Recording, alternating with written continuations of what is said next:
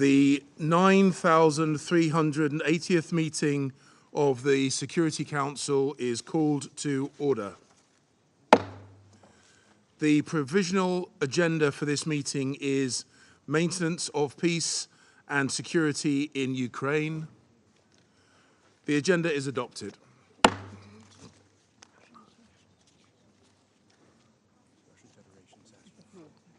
I give the representative of the Russian Federation the floor. Спасибо, господин председатель. Прежде чем вы утвердите повестку дня, я бы хотел выразить принципиальное несогласие с подходом председательства к приглашению на сегодняшнее заседание делегации по правилу 37. В нарушение сложившейся практики британское председательство единолично приняло решение предоставить возможность выступить 8 государствам-членам ЕС и НАТО и их ближайшим союзникам, а также представителю самого Евросоюза. Это при том, что по устоявшейся практике в заседаниях по Украине по правилу 37 участвует не более 3 стран. Очевидно, что сегодняшние участники, руководствующиеся натовской дисциплиной, никакой добавленной стоимости для дискуссии не принесут. При этом она затянется, превращаясь в дебаты, проведение которых с членами Совета Безопасности Великобритании не согласовывало. Такой подход не только свидетельствует о... This approach not only attests to the unscrupulousness of the presidency, but also represents an attempt to exert pressure on the members of the Security Council. There are no and can be no reasonable explanation for the need to transform Security Council meeting into a NATO so-called hangout. But the British presidency has no concern, apparently, neither for its own reputation nor for the rules and traditions of the United Nations Security Council. It has not drawn any conclusions from even its own errors as president of the Security Council, errors which have accumulated significantly in the first half of the month of July. Let us recall that in the month of February, we encountered an attempt by one of the members of the EU presiding and attempting to transform a meeting on Ukraine into a political show directed to coincide with the visit of European ministers to New York, and we see the same today. Let us observe that London time after time demonstrates blatant disregard for the procedures and the practices of the Security Council, placing the national position and interests of NATO above the obligations as presidency of the UN Security Council, which has been entrusted with guardianship, I stress this, guardianship of procedures and the conduct of balanced and impartial policy. Unfortunately, for the second consecutive year, this basic task was something which was beyond the capacity of British diplomats. Thank you. Representative of the Russian Federation for their statement. Nothing more. The agenda is adopted. I would like to warmly welcome the distinguished ministers and other high representatives. Your presence today underscores the importance of the subject matter under discussion. In accordance with Rule 37 of the Council's Provisional Rules of Procedure, I invite the representatives of Austria, Denmark, Germany, Hungary, Lithuania, Luxembourg, Poland, and Ukraine to participate in this meeting. It is so decided. In accordance with Rule 39 of the Council's Provisional Rules of Procedure, I invite Ms. Rosemary DiCarlo, Under Secretary-General for Political and Peacebuilding Affairs, to participate in this meeting. It is so decided. In accordance with Rule 39 of the Council's Provisional Rules of Procedure, I also invite His Excellency Mr. Olaf Skog, Head of the Delegation of the European Union to the United Nations, to participate in this meeting. It is so decided. The Security Council will now begin its consideration of item 2 of the agenda. I now give the floor to Ms. Rosemary DiCarlo. Mr. President, Excellencies, over 500 days since the beginning of Russia's full-scale invasion, life in Ukraine remains a living hell, as the Secretary General characterized it. According to the Office of the High Commissioner for Human Rights, 9,287 civilians have been killed and 16,384 injured, most under Russian armed forces fire. This figure includes 537 children killed and 1,117 injured. And these are only confirmed figures. The actual number of victims is likely considerably higher. Children have been particularly hit hard by the conflict. Ukraine was the country with the highest number of children killed and maimed in 2022. It was also the country with the most attacks on schools and hospitals. Nowhere is safe in Ukraine. On 27 June, Russian missiles hit the city of Kramatorsk, reportedly killing 11 people, including 14-year-old twin sisters. At least 60 others were injured. On 6 July, bombardments hit Kyiv, Odessa, and Lviv, which are far from the front lines. On 8 July, Russian artillery shelling reportedly killed at least 8 civilians and wounded 13 in Lyman. And communities in the Sumy region continue to be under constant Russian shelling. Civilians in areas under Russian control also face mortal danger. On 9 July, 4 civilians were killed and many more injured while receiving humanitarian aid in the town of Orahiv, Zaporizhia region. Attacks against civilians and civilian infrastructure, wherever they may occur, are indefensible and strictly prohibited under international law.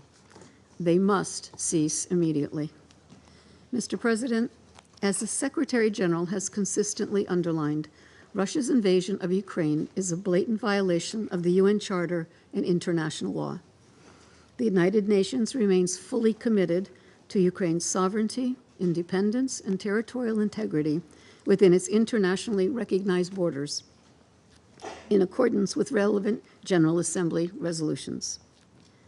The parties involved bear the responsibility to avoid actions that could further escalate tensions. In particular, any threat to use nuclear weapons is utterly unacceptable.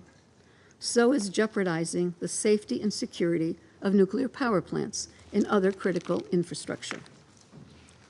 In recent days, experts of the International Atomic Energy Agency have heard a series of explosions apparently taking place some distance away from the Zaporizhia nuclear power plant. They are a stark reminder of potential nuclear safety and security risks facing the facility during the military conflict in the country. Mr. President, the United Nations and humanitarian partners continue to respond to the dire consequences of the war, having reached over 5 million people with aid so far this year. There have been over 65 interagency convoys this year to frontline areas. Unfortunately, the continuing lack of humanitarian access to Russian-controlled areas of Donetsk, Luhansk, Kherson, and Zaporizhia regions deprives an estimated 3.7 million people of much-needed assistance. We continue to engage the authorities in Moscow and Kyiv to secure access and urge Russia to fulfill its international obligations to grant humanitarian access to territories it controls. Access is also an issue in the wake of the destruction of the Kakhovka Dam. The incident has devastated local communities along the Dnipro River and continues to have broad, long-term environmental consequences. The flooding affected local ecosystems, exposed military and hazardous waste, and shifted landmines. The UN is undertaking a post-disaster needs assessment to determine the wider impact in support of a comprehensive recovery strategy. Displacement throughout Ukraine remains a serious concern. Currently, more than 6.3 million Ukrainians are refugees, and an estimated 1.5 million people are internally displaced. According to the International Organization for Migration, an estimated 4.76 million displaced people have returned to their communities since the beginning of the war, including 1.1 million refugees. The High Commissioner for Refugees reports that while most of the remaining refugees and IDPs want to return to their places of origin, voluntary return in safety and dignity may not be possible for many, given the security situation. Indeed, Ukraine has become one of the most heavily mined countries in the world. As part of our support to the government of Ukraine for the reconstruction and repair of critical infrastructure, the UN is assisting the country's emergency services to remove over 500,000 landmines and pieces of unexploded ordnance, enabling 4 million people to return home. Mr. President, OHCHR has documented a harrowing record of human rights violations, including arbitrary deprivation of life, arbitrary detention and enforced disappearance, torture and ill treatment, and conflict-related sexual violence. According to the latest OHCHR report, the Russian Federation arbitrarily detained 864 individual cases, many cases amounting to forced disappearance. It is deeply disturbing that more than 91% of civilian detainees held by the Russian Federation were reportedly subjected to torture or ill treatment, including sexual violence.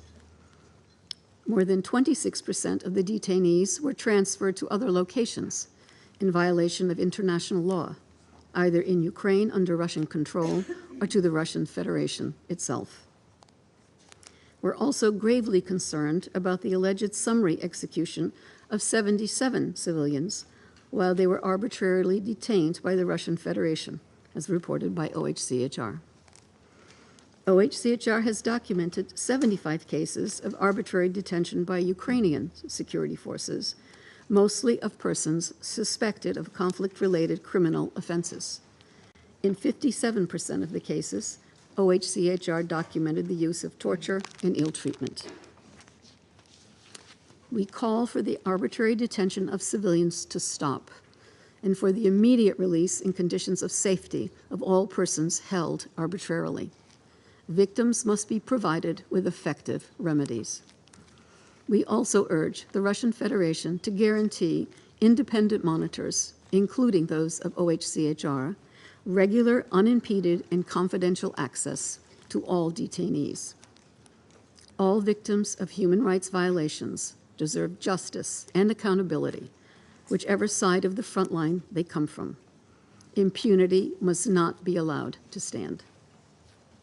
Mr. President, the Ukraine Recovery Conference in London last month was a demonstration of international solidarity, raising over $60 billion in pledges toward Ukraine's recovery and reconstruction.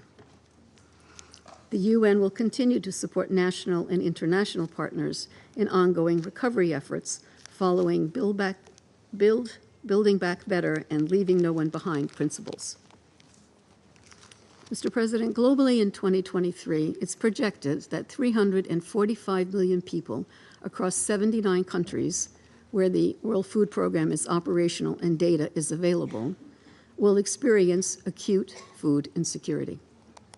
Up to 40.4 million people across 51 countries face severe hunger emergencies and are one step away from falling into famine if they do not receive immediate assistance.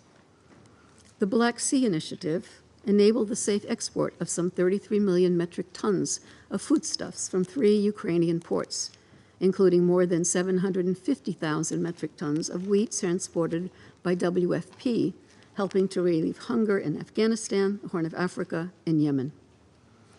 The initiative helped bring down global food prices. The Memorandum of Understanding on Russian food and fertiliser exports also delivered concrete results over the past year. As the Secretary General stated this morning, the decision of the Russian Federation to terminate the Black Sea Initiative will strike a blow to people in need everywhere. The Secretary General also stated that this decision will not stop our efforts to facilitate the unimpeded access to global markets for food products and fertilizers from both Ukraine and the Russian Federation. Mr. President, we knew well before 24 February 2022 that the world was at an inflection point. We understood that we needed to take urgent action to deal with an overwhelming set of crises that, collectively, threaten our very existence. International cooperation and respect for the rule of law were more important than ever. Today, it is clear that, in addition to causing unconscionable death and destruction, The war in Ukraine has greatly diminished our ability to face an uncertain future. It has heightened tensions in different regions and risks triggering a global arms race. The war threatens to undermine the very structures that prevented a third global conflagration and helped us resolve multiple conflicts over the last 80 years. The longer this war continues, the more dangerous its consequences, including the possibility of a wider conflict. For the sake of the Ukrainian people and for the sake of our global community, this senseless, unjustified war must stop. Thank you, Mr. President. I thank Mr. Carlo for her briefing. I shall now make a statement in my capacity as Secretary of State for Foreign, Commonwealth and Development Affairs of the United Kingdom of Great Britain and Northern Ireland. More than 500 days have now passed since Russia's full-scale invasion of Ukraine. At least 9,000 innocent civilians lie dead, including 500 children. Thousands more Ukrainians have been kidnapped, imprisoned, and tortured. Homes, businesses, schools, and hospitals have been reduced to rubble. Russia's incessant attacks have knocked out 60% of Ukraine's power supply. This war has claimed countless victims. I'm going to focus on those who have been forcibly deported in this war and those who are going hungry as a result of it.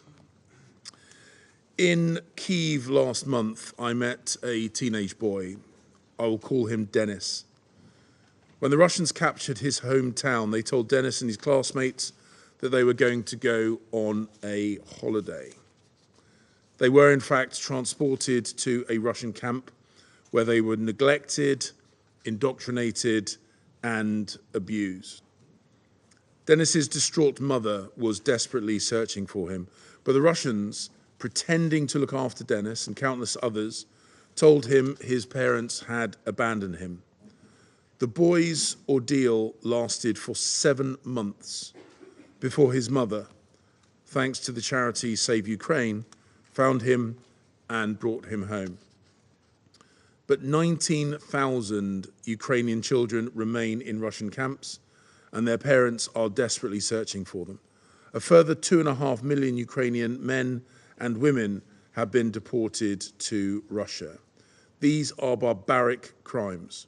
Russia is trying to erase Ukrainian identity and cultural history, and they are using children as an instrument of war. But the world is watching, and Russia will be held accountable. We welcome the International Criminal Court's investigation, and we will leave no stone unturned until the responsible are brought to justice. Ukrainians are Russians' principal victims, but this war is also harming the poor and the vulnerable across the world, particularly in Africa, in Asia, and in Latin America. Energy prices rocketed by 20% worldwide last year, almost doubling global inflation from 4.7% to 8.7%. World food supplies have fallen sharply. Ukrainian food exports, maize, barley, or wheat, have plummeted by more than 40%, with catastrophic consequences for sub-Saharan Africa, which relies on these supplies. Food prices are rocketing by a staggering 332% in Lebanon last summer. Some of these losses were offset by the Black Sea Grain Initiative, brokered by the UN Secretary General and Turkey. But today, Russia has announced it is refusing to extend it and is taking a colossal 23 million tons of Ukrainian food off of world markets over the forthcoming year. As the UN Secretary General said this morning, today's decision by the Russian Federation will strike a blow to the people in need everywhere. And we call on Russia to return to the table and agree to extend the Black Sea Grain Initiative indefinitely and to implement it fully without delay. Let us be clear. Russia's actions are taking food out of the mouths of the poorest people across Africa, the Middle East, and Latin America. We cannot allow this war to go on for another 500 days. The UN General Assembly has called repeatedly for peace, a peace that is based on the principles of the UN Charter and our shared belief that might does not equal right. President Zelensky's 10-point plan has shown a way forward. Ukraine wants peace. We want peace. The whole world wants peace. Peace will bring home Ukraine's lost children and feed the hungry of the world. Peace will keep the promises we all made in the UN Charter, and peace will pave the way to a reformed multilateral system. And peace will help deliver the Sustainable Development Goals. A just and lasting peace is what we all want. The Russian Federation can choose peace today by withdrawing all Russian forces from Ukraine. Mr. Putin, bring your troops home. End this war now. I now resume my function as President of the Council. I now give the floor to Her Excellency, Ms. Catherine Colonna, Minister for Europe and Foreign Affairs of the Republic of France. Monsieur le Président, Mr. President, our Council met at ministerial level on the 24th of February after 365 days of an abominable war chosen by Russia alone. The previous day, the General Assembly had once again called on Russia to cease its aggression, but it has continued. For more than 500 days now, Russia has been waging a war of aggression against Ukraine.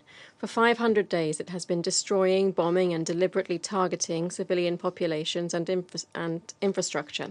For 500 days, it has been committing atrocities and war crimes, abducting and deporting thousands of children, using rape as a weapon of war, torturing and killing. This is 500 days too many. We founded the United Nations at the end of the Second World War with a collective commitment to ensure that the horrors of war would never happen again, to prioritize the peaceful settlement of disputes, and to respect common rules and principles that govern relations between states. These are the principles and the rules that Russia, a permanent member of the Security Council, with, in this regard, a special responsibility, has chosen to violate by attacking a neighbouring country for no reason. What is at stake in Ukraine concerns all our states. Firstly, because this aggression, by openly calling into question the fundamental principles of the United Nations Charter, creates a risk of setting a precedent. And secondly, because the way in which we respond to it will largely determine our collective stability and security for decades to come. All of those who might be tempted to think that this war is too far away, that it's a European affair, that it doesn't concern them, should realise this. If we accept might prevailing over right, sovereignty and territorial integrity being flouted with impunity, the aggressor and the aggressed being placed on an equal footing, then we will be contributing to creating the conditions for other wars. Let there be no doubt, if we allow this aggression to be rewarded, there will be other aggressions, there or elsewhere. This war concerns us all here also because its consequences are weighing heavily on people around the world, particularly those in the poorest and most vulnerable countries, and because Russian aggression is having too many adverse consequences everywhere. While Russia pretends to show solidarity but offers nothing to help others, we organise a summit in Paris on the 22nd and 23rd of June for a new global financial pact, which led to tangible results, including on debt management. It set a clear course for mobilising funding for the countries that need it most. While Russia deploys its militias to plunder the resources of the African continent, France has increased its development partnerships and become the world's fourth largest donor of official aid. While Russia is unacceptably subjecting the renewal of the Black Sea Grain Initiative to blackmail, And while it is Russia that is hindering freedom of movement in the Black Sea, the European Union is pursuing and improving its solidarity corridors, which have enabled the export of more than 38 million tons of grain. President, after 500 days of an illegal, unjustifiable, and doomed war of aggression, it's essential that we step up our rallying behind the cause of peace. In this respect, I would like to welcome the many initiatives that have emerged in recent weeks. They show that the commitment to the ideal on which the UN was founded remains largely shared. But our efforts will only be meaningful if they create the conditions for a just and lasting peace, respecting the fundamental principles of the Charter, that is, the sovereignty and territorial integrity of states. Let us be clear. Any solution leading to the ratification of the illegal annexation of whole swathes of Ukrainian territory by Russia would only pave the way for future conflicts. Thinking otherwise would be a fatal error. We must respond to this aggression, which has violated all the principles in which we believe here at the United Nations, with solutions based on law and justice. That's why the fight against impunity for the crimes committed by Russia in Ukraine is so important. And that's why the safety and security of Ukraine's civilian nuclear facilities is a priority at a time when Russia is irresponsibly endangering them by occupying Zaporizhia. We will also remain committed to the protection of civilians and to helping the nearly 18 million people who need humanitarian assistance in Ukraine. Ukraine, a country that was attacked when it posed no threat whatsoever to Russia, continues to seek dialogue and has placed all these principles at the heart of its vision for peace, which has been constantly reiterated since last year. And that is why we support it. This support will endure for as long as necessary. Thank you. I thank Her Excellency Ms. Colonna for her statement. I now give the floor to Her Excellency Ms. Linda Thomas-Greenfield, Permanent Representative of the United States of America and member of President Biden's cabinet. Thank you, Mr. President, and thank you, Undersecretary General DiCarlo, for your briefing. As I prepared for today's meeting, I thought back to the days leading up to President Putin's unprovoked full-scale invasion of Ukraine. This was just over 500 days ago. For weeks, the United States, alongside many countries represented in this room, had been sounding the alarm about Russia's imminent invasion. But all Russia did was deny, deny, deny. Russia's Deputy Foreign Minister told us to stop the hysteria. But only a few days later, we were all here in this room, in this very council, when Russia launched its brutal war of aggression.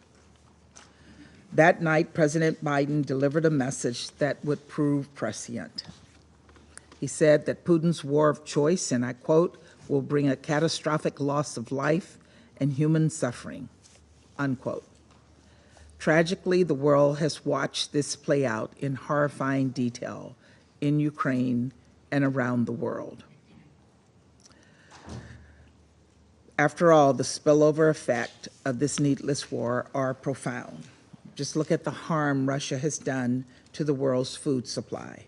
By weaponizing food, Russia has exacerbated the global food security crisis, a crisis that disproportionately impacts people in the Middle East and Africa.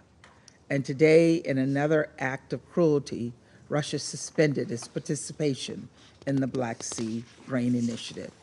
This arrangement has brought stability to global food markets and lowered food prices for all. It has bolstered the World Food Programme's humanitarian work in places like Afghanistan, Somalia, and Yemen.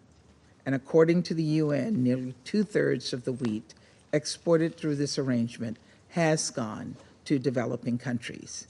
As the Secretary General said, quote, today's decision by the Russian Federation will strike a blow to people in need everywhere, unquote.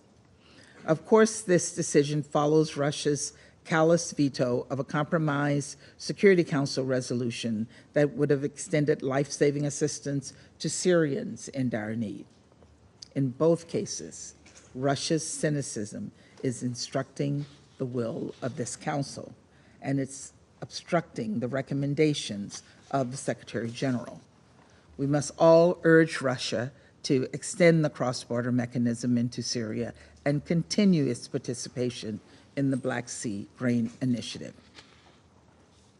Colleagues, over the past 500 days, Russia has waged a campaign of brutality on the Ukrainian people. Russia's forces have rained missiles down on Ukraine, causing unconscionable death and destruction. We've all seen the images of bummed out homes and schools and playgrounds. Russia's forces have tortured civilians in detention, including through beatings, electrocution, and mock executions. One woman I met in Kyiv could only share a portion of the horrors she experienced while in detention. It was still too raw, but the pain etched onto her face said it all. The United States has determined that members of Russia's forces and other Russian officials have committed crimes against humanity in Ukraine. Rape, summary executions, the deportation of Ukrainians, including children. The list goes on. Russia continues to deny these atrocities. These crimes have been well documented, and the international community has taken steps to hold those responsible to account, and there will be justice. On the night of the invasion, President Biden also said the United States and our allies would respond in a united and decisive way, and this too has been borne out. We have stood united, never wavering in our support for Ukraine.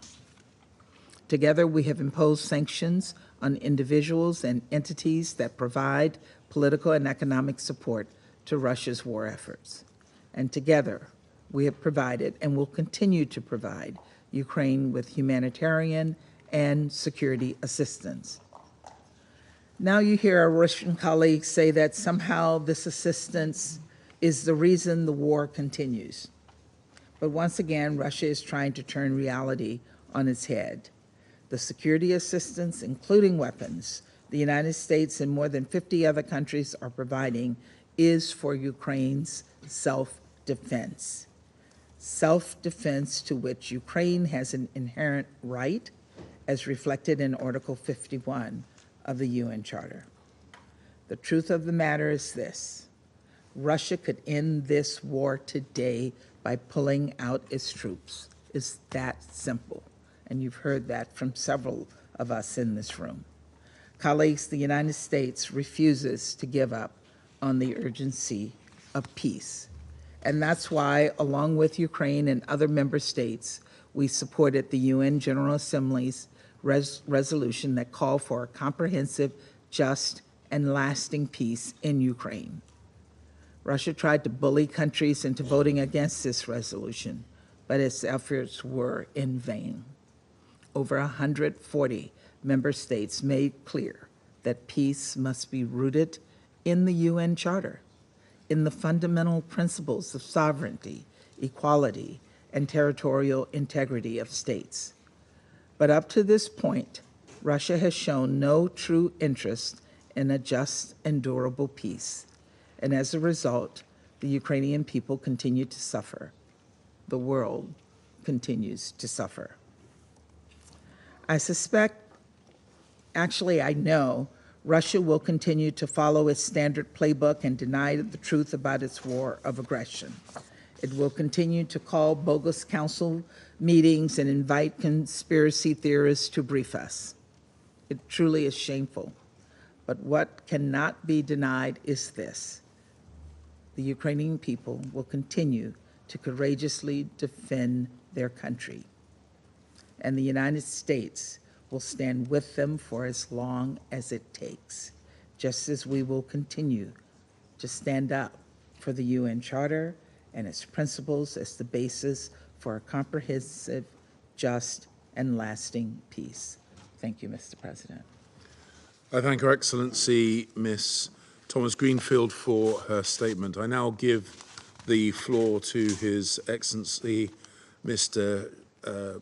Shunsuke Take, Minister for Foreign Affairs of Japan. Thank you, Mr. President. Thank you for calling this important meeting. I also thank Undersecretary General DiCarlo for the briefing.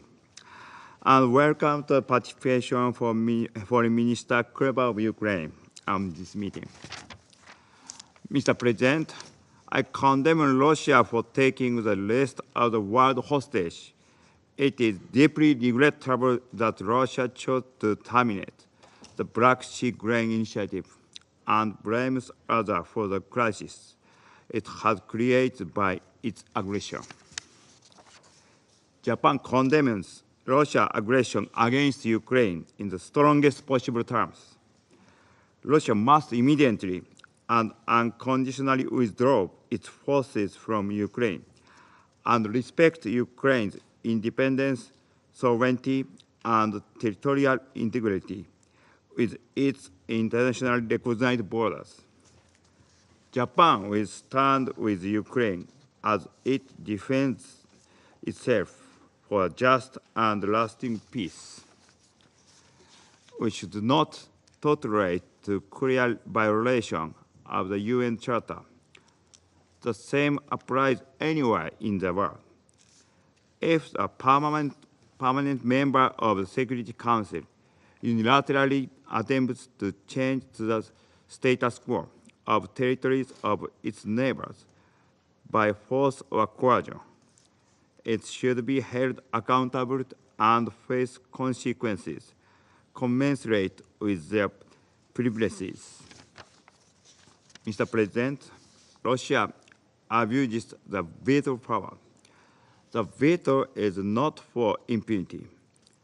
It should embody heavy responsibilities of the permanent members. In this regard, Japan welcomes the commitment of France, the UK, and the US to voluntarily refrain from use of the veto. I hope that the remaining permanent members will join them. Russia is trying to threaten the world with irresponsible nuclear rhetoric, the deployment of the nuclear weapons in Belarus, and the seizure of the militarization of the Zaporizhzhia nuclear power plants. Japan cannot accept Russia's nuclear threats, let alone its use of nuclear weapons under any circumstances. Mr. President, we have admitted that the credibility of the Council is eroding. The Security Council should be reformed to restore the trust of the international community and represent the world of today, not the world of 80 years ago. Thank you. I thank His Excellency Mr. Take for his statement. I give the floor to the representative of Albania. Thank you, Mr. President. And let me thank Rosemary for the insightful briefing, as always, with accurate and indisputable information on the matter. We thank the UK Presidency for convening this high-level meeting on the situation of Ukraine and welcome you, Foreign Secretary, on the chair. After more than 500 days of ongoing war in Ukraine, what we have said since the very beginning of this lunacy remains true. It is an unjust and unjustifiable war of choice, a one-man-made catastrophe, a pure act of aggression. During all this time, in our almost weekly debates, we have heard everything and its contrary. We have seen officials declare here pompously, looking straight into the eyes of the Security Council members, that there will be no war. And it was a lie, and everyone knows, including everyone in the Global South. Then, when war began, they rushed to specify that it was only a special military operation, otherwise an aggression. Then they claimed that Russia never commits crimes despite overwhelming and sickening evidence of cruelty, which has, among others, led the ICC to issue arrest warrants for the top leadership. Then they claimed that Russia never attacks civilian infrastructure except for the residential areas, shopping malls, power generation installations, health facilities, schools, and kindergartens, and everything else. If Samuel Beckett were alive, he would be jealous. The theater of absurd is thriving in Russia. Russian propaganda has never lost an occasion to claim that despite all the devastating consequences of the war, there were no facts and everything was staged by Ukraine, pushed by the Western hysteria. Until a Russian in the highest Kremlin circles of power, the infamous leader of the notorious Wagner Group, the assembly line of atrocities, a killing machine 100% owned and financed by the government to do the dirty job, would come out and claim that the invasion of Ukraine was nothing less and nothing more than, and I quote, a racket perpetrated by a corrupt elite chasing money and glory without concern for the Russian lives. They've said it. Hard to do better with more accuracy. Colleagues, we have heard so many times that Russia is falling out with the international rules-based order. They claim repeatedly that they do not agree with it and they want out. I think it's important to understand what this is all about.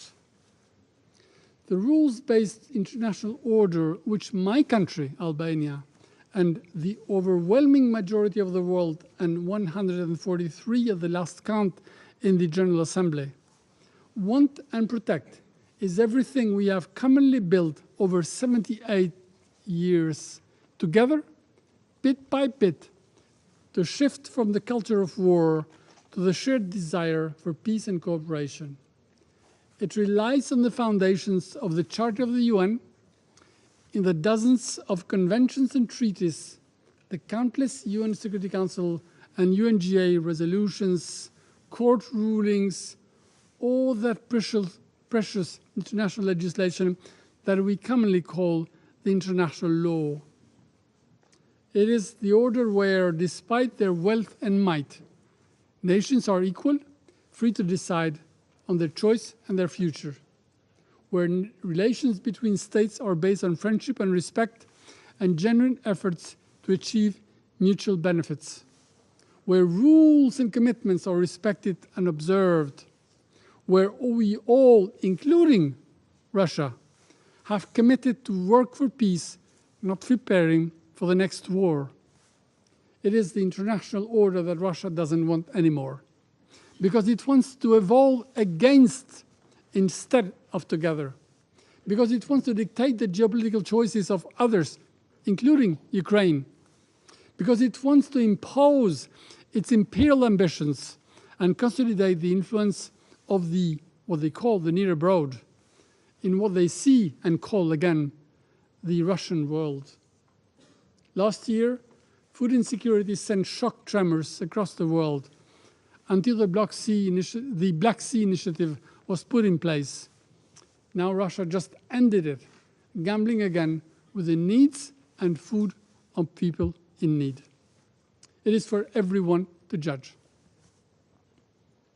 Colleagues, Russia's massive assault on a sovereignty country threatens not only Europe, it assaults the astonishing human effort we all have invested since World War II to build global peace through the international rule of law.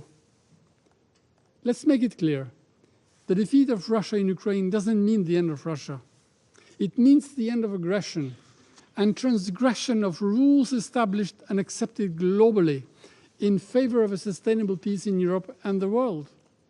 Instead, a victory of Russia signifies the prevalence of imperial powers The sanction of war as a means to dominate its neighbors.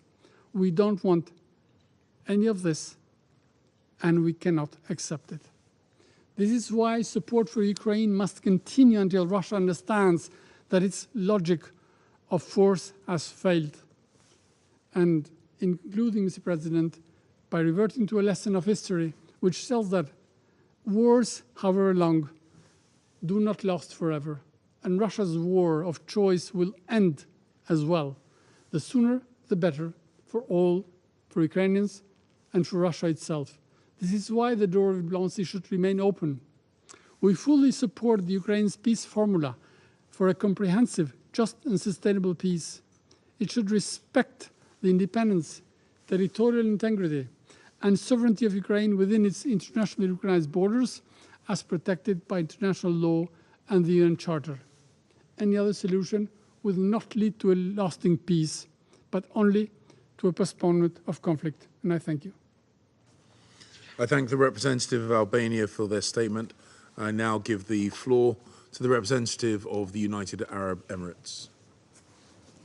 Mr. President, I'd like to thank Undersecretary General DiCarlo for her informative briefing and express my appreciation to you, Foreign Secretary Cleverly, for presiding over this meeting. I also welcome the other distinguished ministers and high-level representatives who have joined us today. The toll that the war in Ukraine is exacting on civilians is enormous. Further afield, the consequences of conflict have reverberated across the globe. Since the Black Sea Grain Initiative and the Memorandum of Understanding on the export of Russian fertilizers and food products were agreed almost 1 year ago, they have had significant impact globally. The shift in the price of grain following the announcement of the initiative's termination this morning reflects its importance. The UAE regrets that the agreement will not continue, and Ukrainian food items will struggle to reach those who depend on them. Though this remains a political decision, it is the most vulnerable who are now forced to grapple with the very real consequences of the decision. The initiative is one of the few positives that have emerged in the context of this conflict. These agreements were born out of a resolute commitment to dialogue, and it is our hope that dialogue will prevail among the parties. Mr. President, the world has witnessed more than 500 days of suffering since the beginning of the war. It is difficult to convey the true cost of this conflict. One can speak of the millions who have been displaced, the tens of thousands killed and injured, and the impossible situation faced by those living amidst the shifting front lines. One can speak of the destruction wrought by the war and the long journey towards reconstruction that awaits Ukraine. One can also speak of the intangible impacts, the broken families, the uprooted communities, and the traumatized children. All will last long after the last bullet is fired. Since the outbreak of war, the World Health Organization has recorded more than 1,000 attacks on healthcare in Ukraine, including on medical facilities, personnel, and their means of transport. We reiterate our call on the parties to respect their obligations under international law. We underline the demand made by this Council in Resolution 2286 that all parties to armed conflict ensure the respect and protection of all medical personnel, their means of transport and equipment, as well as hospitals and other medical facilities. In the last week alone, there have been 2 instances of humanitarian aid workers coming under fire in Kharkiv and Zaporozhye. We urge all relevant authorities to facilitate the life-saving work of humanitarian organizations. This is especially important at a time when humanitarian needs remain significant and civilians are facing continued interruptions to power supplies across the country. For its part, the UAE is distributing $100 million of aid for Ukraine, including the provision of generators and LED lights for civilians, supplies for babies, as well as a grant of $4 million for programs supporting the welfare of orphan children under the Olena Zelenska Foundation. The UAE will continue its humanitarian efforts to help alleviate suffering on the ground. Mr. President, Today's announcement is disappointing, but it should not dissuade our collective efforts to bring the war to an end. The United Arab Emirates will continue to call for this and support all genuine efforts to mitigate the war's consequences. De-escalation and dialogue are necessary to achieve a sustainable and just peace, a peace that is in line with the UN Charter and respects Ukraine's sovereignty, independence, and territorial integrity. Thank you, Mr. President. I thank the representative of the United Arab Emirates for their statement. I now give the floor to the representative of Ghana. Mr. President, it has been 510 days since the war against Ukraine began. Regrettably, today, we are less close to finding a resolution to the conflict than when it started, and deepening differences may cause widespread and long-term damage to multilateralism and our shared ambition for global peace and security.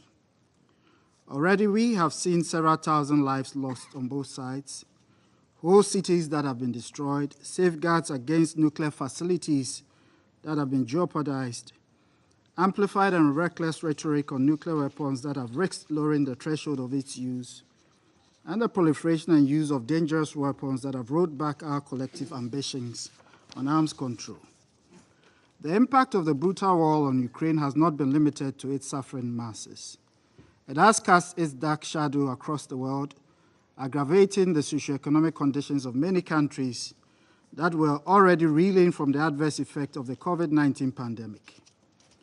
Evolving national security doctrines are also responding to the war in Ukraine in ways that do not necessarily support the strengthening of our collective security. Mr. President, as I thank the United Kingdom for organizing this meeting and welcome the briefing by USG Rosemary DiCarlo, I appeal that the gaps between the expectations of 1945 and the reality of today should be a reminder of the further efforts all of us need to take in amplifying the voice of peace and establishing credible pathways of dialogue to help Ukraine and the Russian Federation to stop this needless war. On our part, Ghana has three main points that it would like to highlight for this meeting. First, we emphasize the need for the parties to heed the calls for an immediate cessation of hostilities. The militarization of the conflict, fueled by the manifest combative choices of the parties, has not significantly changed the dynamics of the conflict on the ground. Constrained by the absence of a common message from this Council, it is well past time for the parties to heed to the voice of the 11th Emergency Special Session of the General Assembly, which in all its resolutions called for an immediate end to the war in favor of a peaceful settlement. Secondly, bearing in mind the civilian casualties, gross violations of human rights, and the extensive destruction that has accompanied the war, we are compelled to reiterate to the warring parties the obligation to strictly comply with international law, including international humanitarian law, especially the requirement to make a distinction of non-combatant populations to avoid harming them, as well as the facilities critical to their survival. Targeting civilians and civilian infrastructure is morally unacceptable and constitutes violation of international humanitarian law and human rights law. We also urge Ukraine and the Russian Federation to embrace the 5 concrete principles put forward by the Director General of the International Atomic Energy Agency to preserve the safety and security of the Zaporizhzhia nuclear power plant. We express appreciation for the coordinated humanitarian response spearheaded by the United Nations humanitarian agencies and international partners, as their efforts have been vital in assuring the people of Ukraine that they have not been forgotten by the rest of the world. Thirdly, to manage the adverse impact of the war in Ukraine on third states, it is important that every grain produced should be able to reach the global market. In this regard, we are deeply disappointed that the Black Sea Grain Initiative, which has since its commencement in July 2022, delivered over 32 million tons of food commodities to 45 countries, has not been renewed. A renewal of the initiative, accompanied by a resolution of the challenges with the export of ammonia to global markets, as well as of Russian agricultural products and fertilizers, envisaged by the MOU between the Russian Federation and the United Nations, would help prevent speculative spikes in global food prices, strengthen global food security, and prevent other knock-on effects. Mr. President, in closing, allow me to reiterate the futility of the use of force as an instrument to pursue relations with other states in the present era.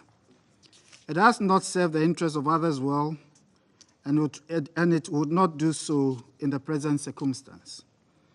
Our common renunciation of war in Article 2, Paragraph 4 of the Charter reflects the firm position of the international community on the matter, and our expectation that this obligation and other moderating voices would drive us to seek a path of lasting and comprehensive peace for Ukraine and the Russian Federation through dialogue and diplomacy. Finally, I reiterate Ghana's commitment of support for the sovereignty, political independence, and territorial integrity of Ukraine. Our commitment remains undiminished. I thank you. I thank the representative of Ghana for their statement. I now give the floor to the representative of China. Mr. President,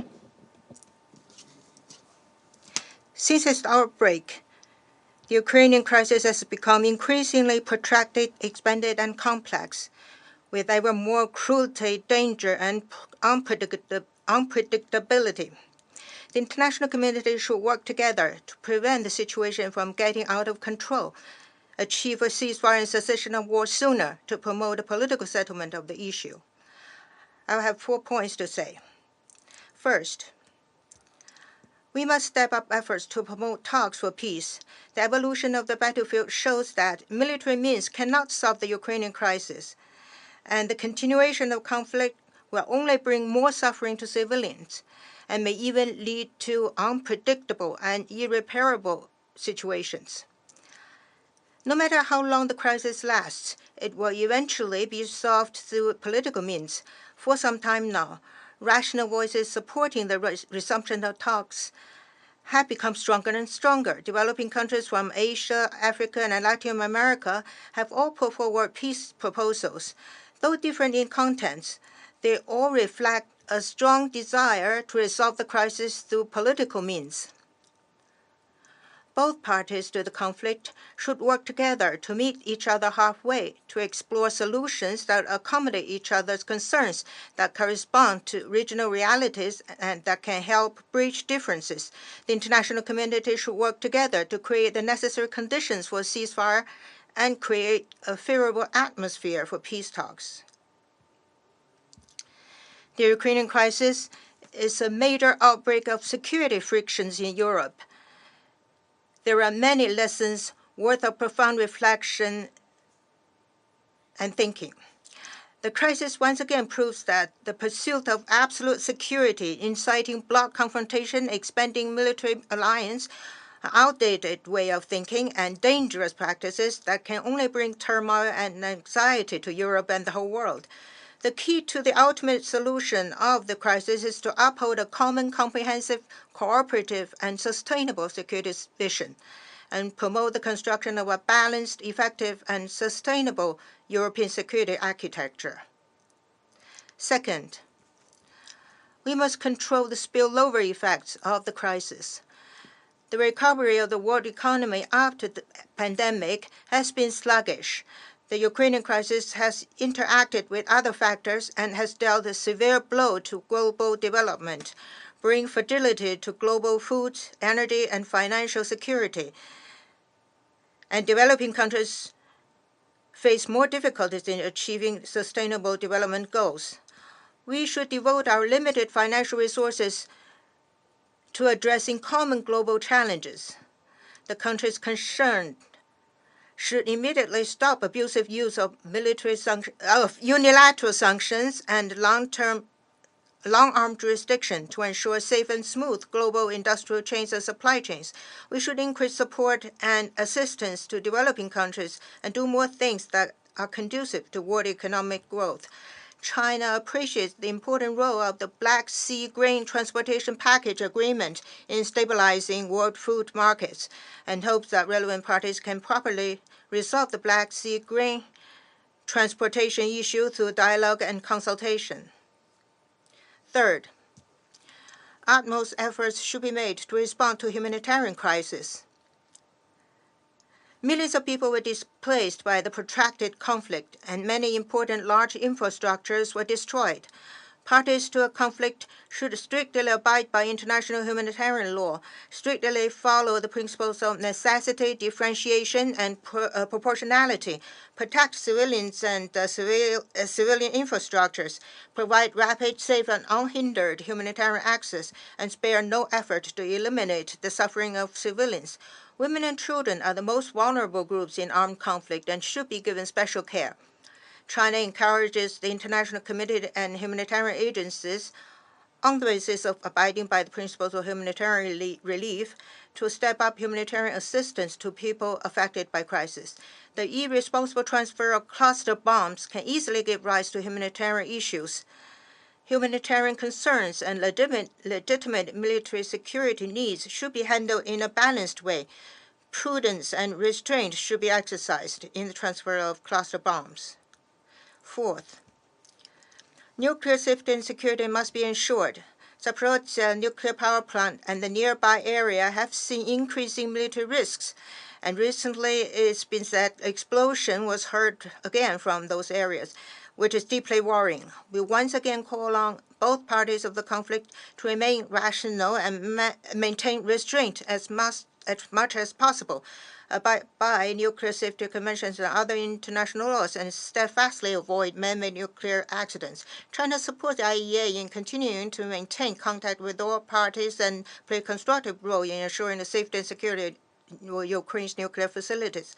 China has always maintained that nuclear weapons should not be used and that nuclear wars cannot be won and should never be fought. We have been calling for all efforts to prevent escalation of conflicts into nuclear crisis.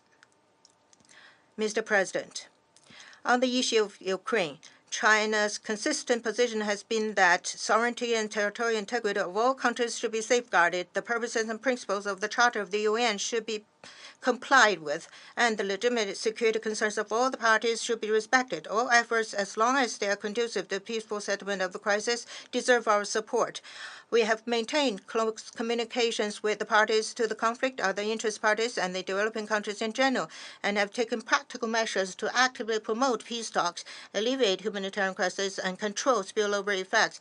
In February of this year, China released its position paper on the political solution to the Ukrainian crisis with 12 propositions, including respect for sovereignty, ceasefire, and cessation of war, initiation of peace talks, and cessation of unilateral sanctions, among others. China will continue to use this as a basis and work with the international community to promote a political settlement of the Ukrainian crisis. Thank you, Mr. President. I thank the representative of China for their statement. I now give the floor to the representative of Mozambique.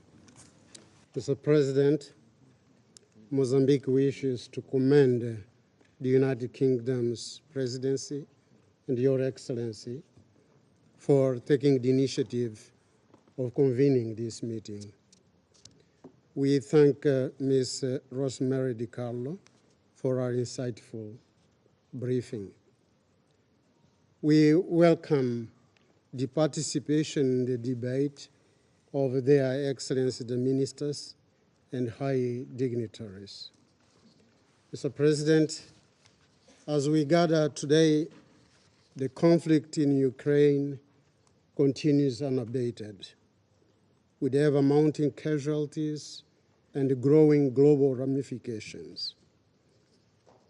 From the September 11, 2001 attacks to the rise of Al-Qaeda and ISIS and its incursion and spread into Africa, the past 20 years have had no shortage of history-changing conflicts with global implications.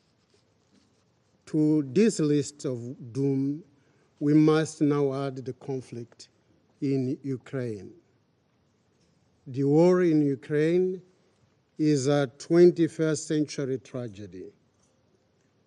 It is unfolding under our constant collective gaze and the scrutiny of the entire world. It is being fought both in the battlefield as well as in the court of a perplexed public opinion. The conflict has so far claimed thousands of lives, destruction of critical socioeconomic infrastructure, and causing global food shortages. It is heralding the return of nuclear brinkmanship. We are disappointed that so far all efforts to end the conflict, including with an African peace initiative, have been in vain. Mr. President, no other matter under the consideration of the Council in the last year and a half has commanded more attention and resources. It is Mozambique's considered view that the continuation of the armed confrontation in Ukraine is not the answer to the interests of the parties and neither of those of the world community at large. There is a danger that failure to solve this conflict, based on the principles of the Charter of the United Nations, could erode the trust in the notion of our collective security and our collective responsibility for international peace and security as set out in the Charter. A world thus divided will not be able to master the resources and the political will needed to face countless other global challenges we are confronted with today. These challenges range from climate change to global terrorism, from global health threats to rising inequality. Mozambique has always called for the parties in conflict to take responsibility for protecting civilians. They must ensure compliance with the applicable international law and international humanitarian law. Furthermore, we consider that the parties must exhaust all avenues of dialogue, of a negotiated settlement of the conflict. In this context, Mozambique wishes to reiterate its call for an immediate ceasefire of hostilities. We advocate the return to direct negotiations between the parties as a matter of urgency and in full respect for the United Nations Charter. I thank you, Mr. President. I thank the representative of Mozambique for their statement. Now give floor to the representative of Malta. Thank you, President, and I also thank USG DiCarlo for her sobering and important briefing today. The international community has repeatedly called for a comprehensive, just, and lasting peace in Ukraine, based on full support for its independence, sovereignty, and territorial integrity within its internationally recognized borders, including through UN General Assembly resolutions. Malta expresses its support for the key principles and objectives of Ukraine's peace formula, which also addresses the broader global ramifications of Russia's aggression on food security, energy security, nuclear safety, and the environment. International humanitarian law and human rights law must be upheld. Russia must immediately stop its illegal and indiscriminate shelling of civilians and civilian infrastructure. The human rights situation in the Russian-occupied territories also constitutes a matter of serious concern. As we just heard from USG DiCarlo, the numbers and statistics in the OHCHR report are harrowing and extremely disturbing. Furthermore, as explained in the findings of the UN International Commission of Inquiry, Russian armed forces have carried out attacks that may constitute war crimes. These include indiscriminate assaults on civilians and civilian infrastructure, execution, torture, unlawful imprisonment, inhumane detention, rape, and other forms of sexual and gender-based violence, and the unlawful deportation and transfer of children. Holding the perpetrators accountable for their actions and ensuring victims' right to reparation and justice are essential principles. We are fully supportive of ongoing ICC and ICJ processes. We also welcome the setting up of an international center for the prosecution of crime of aggression against Ukraine that will coordinate efforts to collect, preserve, and store evidence, as well as the establishment of the Council of Europe's Register of Damage caused by the aggression of the Russian Federation against Ukraine. President, less than 1 year into the establishment of the Black Sea Grain Initiative, more than 32 million tons of food commodities have been exported to 45 countries across 3 continents. It has proven itself a lifeline to millions, acting as a major defense against global food insecurity, accelerated by Russia's full-scale invasion of Ukraine. Today, Malta is deeply concerned by the decision of the Russian Federation not to renew this initiative further. This is another example of the politicization of humanitarian needs, which we have already witnessed last week with the Syria file. It is of utmost importance that the Black Sea Grain Initiative is further extended and secured to alleviate pressures on food insecurity all over the globe. The weaponization of food is unacceptable. To conclude, Mr. President, by underlining the fact that the unprovoked and unjustified war of aggression against Ukraine continues to cause severe humanitarian and human rights violations, inflicting deep intergenerational trauma and exacerbating global crisis in food and energy supply. We once again urge the Russian Federation to immediately cease all hostilities and unconditionally, completely withdraw all its forces and military equipment from the entire territory in Ukraine. And I thank you. I thank the representative of Malta for their statement. I now give the floor to the representative of Ecuador. Gracias. Thank you, Mr. President. Thank you for convening this meeting. I thank the Undersecretary General for Political and Peacebuilding Affairs, Rosemary DiCarlo, for her briefing. Since the beginning of Ecuador's mandate in the Security Council in January 2023, we have discussed the issue of the military aggression on Ukraine at least a dozen times. These meetings were sometimes focused on the status of the aggression and the prospects for peace. Others focused on the protection of civilians. Others on the protection of freedoms, including the freedom of thought and religious beliefs. Others were focused on arms transfers, issues such as the nuclear safety and security situation in Zaporizhia, or on the breach of the Kakhovka Dam. Some of the meetings were placed on the agenda by the presidency, such as is the case today, or that on the 23rd of February this year. Other meetings were convened at the request of the United States and Albania, others on the request of Ukraine, others on the request of Russia, and others on the request of Ecuador and France, essentially on the humanitarian situation.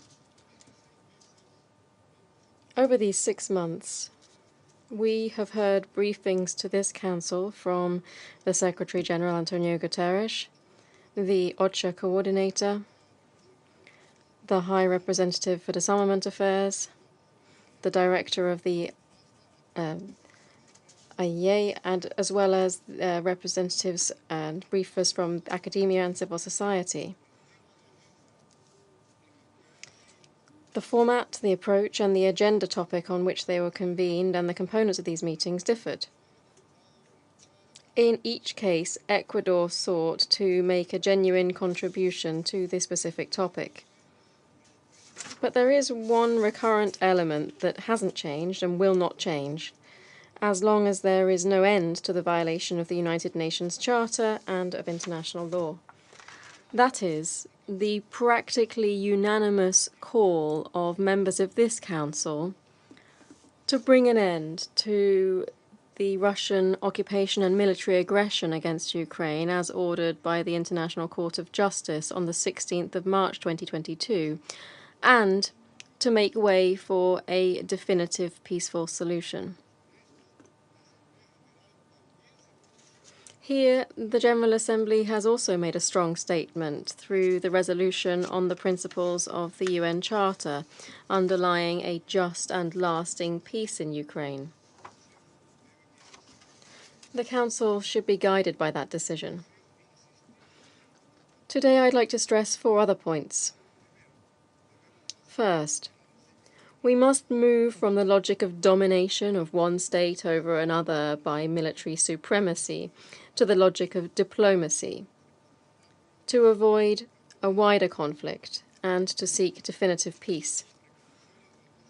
Second, we must recognize the valuable contribution of the United Nations system and its partners on the ground, including OCHA, UNHCR, the IAEA, just to cite a few. Third, we insist on the need for the parties to unreservedly respect their obligations under international humanitarian law. This implies refraining from attacking humanitarian aid workers and their equipment. We urge the Russian Federation to allow humanitarian access to the areas temporarily under its occupation. We encourage the safe exchange of prisoners. We deplore violations of the rights of children and the fact that the protracted invasion continues to claim their lives. 4, we express our utmost disappointment at the announcement by the Russian Federation to withdraw from the Black Sea Grain Initiative, just 5 days short of a year into the agreement. With 32 metric tons of food shipped from Ukrainian ports, the initiative was vital for millions of people, including in Afghanistan, Yemen, and the Horn of Africa. And it prevented an even greater deterioration in the world food security. All the more reason why Russia's military aggression on Ukraine should not last one more day, because it's outside the bounds of international law, because it's having consequences on Ukraine, on Russia itself, and because of its global impact. Thank you. I thank the representative of Ecuador for their statement, and I give the floor to the representative of Brazil. Thank you, of Brazil. Thank you, Mr. President. Mr. President, dear colleagues, I thank USG Rosemary DiCarlo for her briefing. Brazil deeply regrets the continuing loss of human life, especially innocent civilians. We extend our solidarity to the families of the victims and to the millions of Ukrainian nationals who find themselves as refugees or internally displaced. Once again, we join our voice to the voices of other members in condemning the attacks against residential areas and the destruction of civilian infrastructure, especially hospitals and schools. We remind that parties in conflict have clear obligations under international law and international humanitarian law. We believe, however, that just the condemnation of illegal actions in the course of this war in itself will not bring us closer to peace. We urge both sides to de-escalate the fighting and initiate discussions on parameters for a comprehensive peace agreement, taking into account Ukraine's sovereignty and territorial integrity, as well as the legitimate security concerns of all parties in line with principles of the UN Charter. We encourage the parties to seek a peaceful solution to the conflict in accordance with Article 33 of the Charter.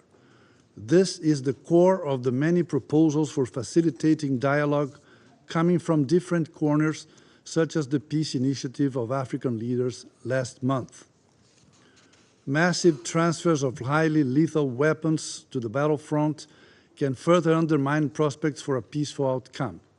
The increasing flow of weapons into the conflict in Ukraine will only fuel more violence and will not contribute to ending it. The presence of arms and ammunition in large quantities tends to become a destabilizing factor in the long term, compromising the chances of a lasting peace in the region and fueling conflict everywhere. Brazil renews its appeal to the parties to give first priority to the well-being of civilian populations on both sides of the front lines. Mr. President, the conflict in Ukraine affects us all, including in regions far from the combat zone. Developing countries are particularly vulnerable to the side effects of the war on their economy and their food and energy security. The Black Sea Grain Initiative has made an important contribution to stabilizing international food and fertilizer prices. In recent months, full implementation of the Istanbul agreements has become increasingly difficult, compromising the regularity of trade in agricultural products and inputs through ports in the Black Sea. In the absence of an agreement for a comprehensive and lasting peace, we urge the parties involved to spare no efforts to renew what USG DiCarlo described in one of our previous meetings as a beacon of hope. We welcome the efforts of the Secretary General in the constant search for a compromise between the parties in order to ensure food security and adequate nutrition for millions of people, especially in the least developed countries. This will keep up the hope that, in some way, this conflict will end. Thank you. I thank the representative of Brazil for their statement. I give the floor to the representative of Switzerland. Merci, Monsieur le... Thank you, President. First of all, I'd like to thank the United Kingdom for paying particular attention to the situation in Ukraine. I'd also like to thank Under-Secretary General Rosemary DiCarlo for her very useful briefing. And I welcome here the Minister of Foreign Affairs of Ukraine, His Excellency Mr. Kuleba. Last month, the second edition of the Conference on the Reconstruction of Ukraine took place in London. In July 2022, Switzerland hosted the first edition of this conference. Both in Lugano and in London, the international community proved its strong determination to support Ukraine in its reconstruction process. Looking ahead to future reconstruction is essential, because in the wake of this military aggression, thousands of people have been killed. Ukraine's infrastructure has been devastated, global food security shaken, and certainties shattered. Allow me to go into further detail here. Firstly, we've just heard this from the Under-Secretary General. The loss of human life in Ukraine is immense. Just last week, civilians lost their lives in the Zaporizhia region while they were receiving humanitarian aid. Added to this, we have the destruction of Ukrainian infrastructure, which is a Herculean task to rebuild. It's unacceptable that this toll should continue to rise. We reiterate our call on Russia to immediately begin de-escalating, to cease all combat operations, and to withdraw its troops from Ukrainian territory. We recall that international humanitarian law protects the civilian population and infrastructure. They must never, never become targets. In this context, I would like to express Switzerland's grave concern about the use of anti-personnel mines and cluster munitions in Ukraine. As a state party to the Ottawa and Oslo Conventions, Switzerland calls on all states and parties to the conflict to refrain from using these weapons. Their indiscriminate or disproportionate use is a serious violation of international humanitarian law. Second, restoring global food security is an urgent task. Since the start of the Russian military aggression, millions of people around the world have been suffering from food insecurity. The Istanbul agreements are making a difference for these people.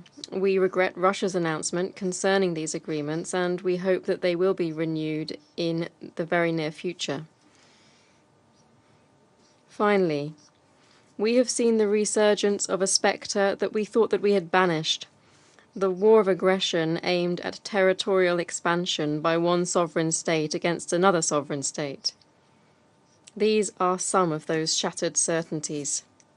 In the face of these multiple challenges, we must rely on a solid foundation, and we have that foundation. It is the United Nations Charter. One might have thought that a flagrant violation of the Charter would undermine its power. On the contrary, we note that the vast majority of states have reaffirmed its importance. More than 140 states have deplored the aggression against Ukraine.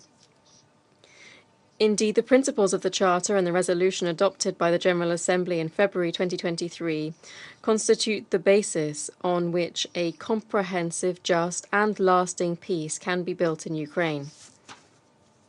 Switzerland is closely following the various initiatives aimed at moving towards peace, while stressing that Ukraine's sovereignty and territorial integrity must be respected.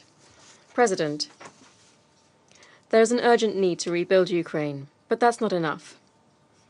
We must also provide justice for the victims.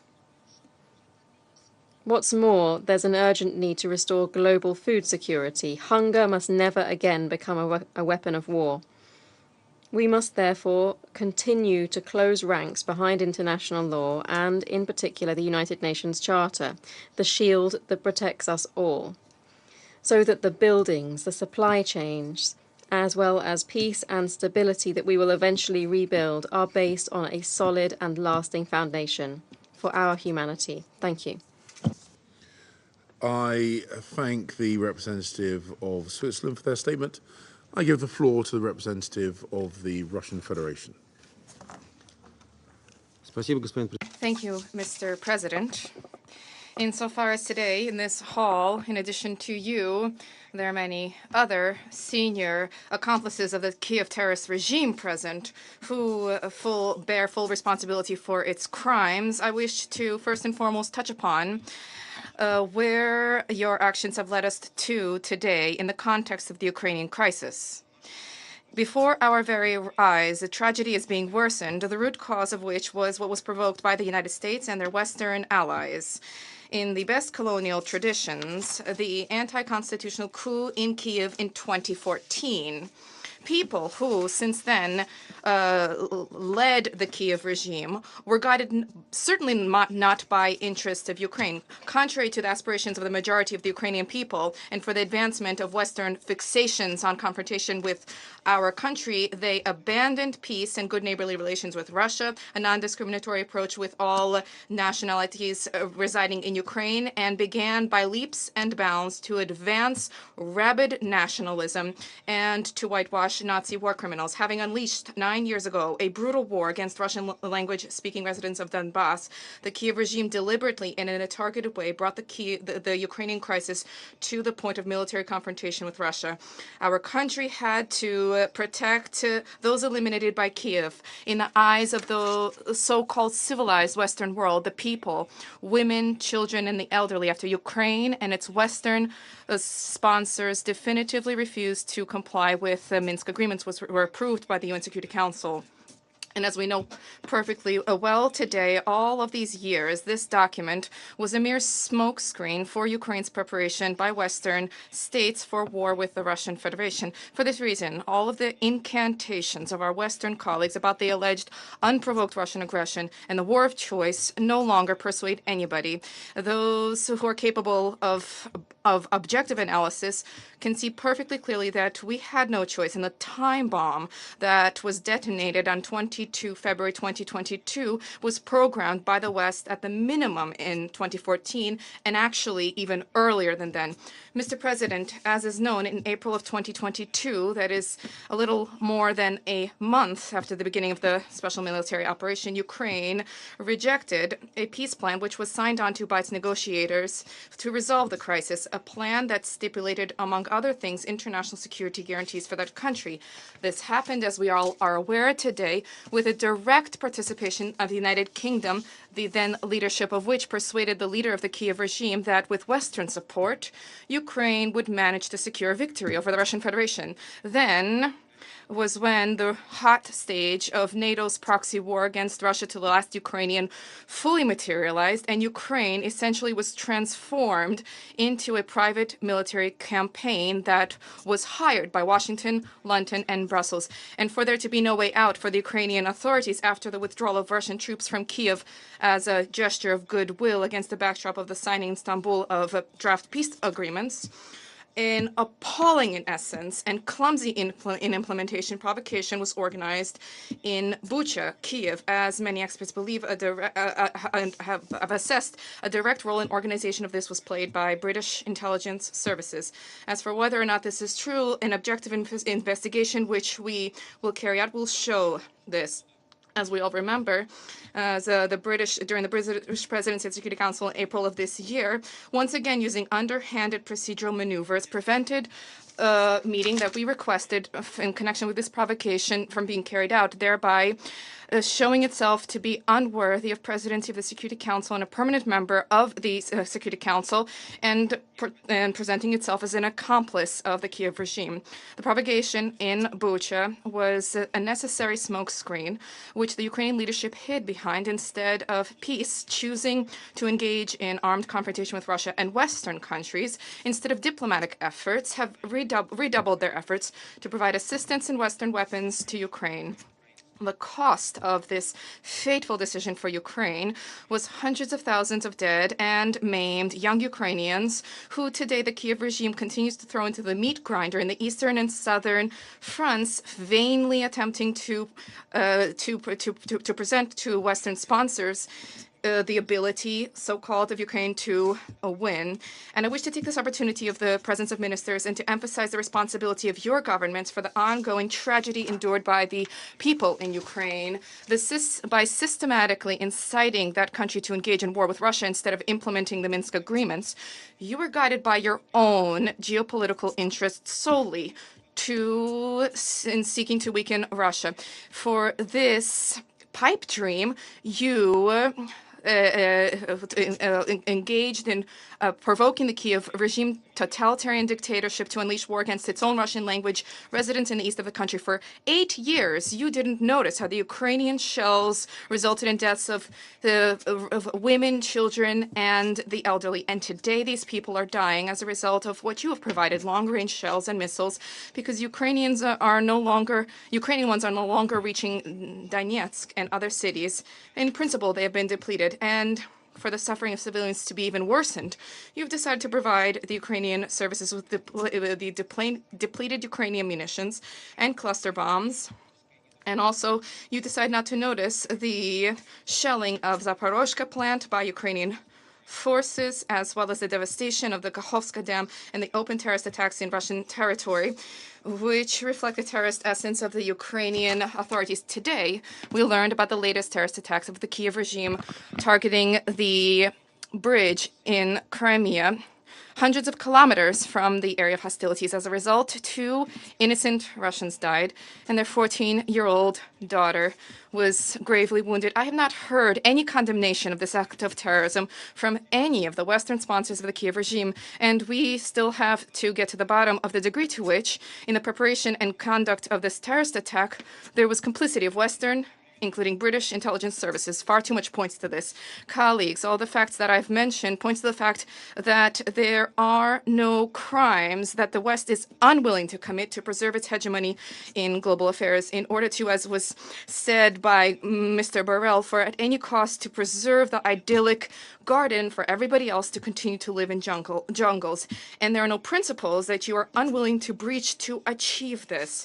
And I'm saying this for you to harbor no illusions that your countries, including your governments, bear equal responsibility, if not more responsibility, than the Zelensky regime for what is happening in Ukraine. And despite your attempts to portray yourselves as the defender of the poor, unfortunate Ukraine, your actions give the lie to your claims, and the actions of the Kiev regime, including regarding the persecution of followers of the canonical Orthodox Church, you attempt to not notice this. I leave no doubt that even when the regime begins to grab people off the streets and summarily execute those dissenters, those who disagree with the destructive anti-popular policy of the current authorities, is something which you will easily turn a blind eye to. But we will dwell on this in detail during the 26th July meeting we requested. I wish to touch upon another two issues which have to do with the Ukrainian subject. Exactly 9 years ago, in the skies of Donbass, the MH17 Malaysian Airlines flight was downed. This event directly impacted the crisis inside Ukraine, forcing the Donbass insurgents with a military initiative to stop, in expectation of the imminent, as it seemed then, condemnation of Ukraine for the terrorist act that occurred. As is known, since this disaster, the Russian Federation consistently advocated comprehensive, thorough, impartial, apolitical investigation into the reasons behind the disaster based on facts and incontrovertible evidence. Russia was at the source of the adoption by the Security Council of Resolution 2166, stipulating the need to conduct a full, thorough, and independent international investigation. However, this has still not been carried out. The circumstances behind what has happened have not been credibly highlighted. The situation carried out by the Netherlands and the criminal investigation by the Joint Investigative Team did not reflect the criteria set out in Resolution 2166. Their real goal was not to establish the truth, but rather to tailor the relevant evidentiary basis to reflect the narrative of Russia's participation in the tragedy. Essentially, the MH17 disaster was nothing other than a key element of a mendacious, unfounded anti-Russia campaign, which was subsequently supplemented by the poisonings of Skripal and Navalny, as well as the Bucha provocation, which I've already mentioned. As is known, the worse and more horrific the lie, the easier it is to believe it. And this is specifically the principle that our Western opponents give pride of place to in all these instances. On MH17, the Russian Federation provided the investigation with vast troves of information, which had tremendous significance to identify the true causes for the disaster. However, this material was taken into account neither by the investigation nor by the Hague District Court. The preferred dubious sources from social networks, photographs, and video material, which was evidently redacted. Not a single question was put to Ukraine, which refuted to provide radar data and recorded conversations of on-ground flight tracking services, and was unable to explain where the Ukrainian dispatchers who could have shed light on this tragedy, where they disappeared to. In the time that has elapsed since the disaster, there was no due consideration of the question of Kiev's responsibility for opening airspace over the area of hostilities where air defenses, including Buks, were deployed. There was a particular clarity could have been introduced with U.S. satellite data, which were made on the day of the disaster. However, the judge's request to disclose this data, or at least allow access with compliance with certain conditions, were categorically denied by Washington. Unfortunately, the approach embraced by Netherlands and their cronies is showing the fact that there is a smokescreen. And in this connection, we cannot but sympathize with family and loved ones of the dead who are deliberately denied their right to truth. And not a single Western colleague mentioned this tragedy today. You don't need the facts or the truth about this, and your role in the practice of slandering the Russian Federation has already been carried out. And now to conclude, I wish to touch upon another issue. Today, through Russian embassies in Ankara, Minsk, London, as well as the Consulate General in Istanbul, we circulated official notes about a decision made by the Russian government to end the Black Sea Initiative as of 18 July 2023. Similarly, UN Secretary General and head of OCHA were notified, and they are directly responsible for its implementation. I see no point in delving into the details of how the so-called Istanbul package of Antonio Guterres was actually being implemented, a key component of which is the Russia-UN memorandum. We've already done this repeatedly, including here at the Security Council chamber.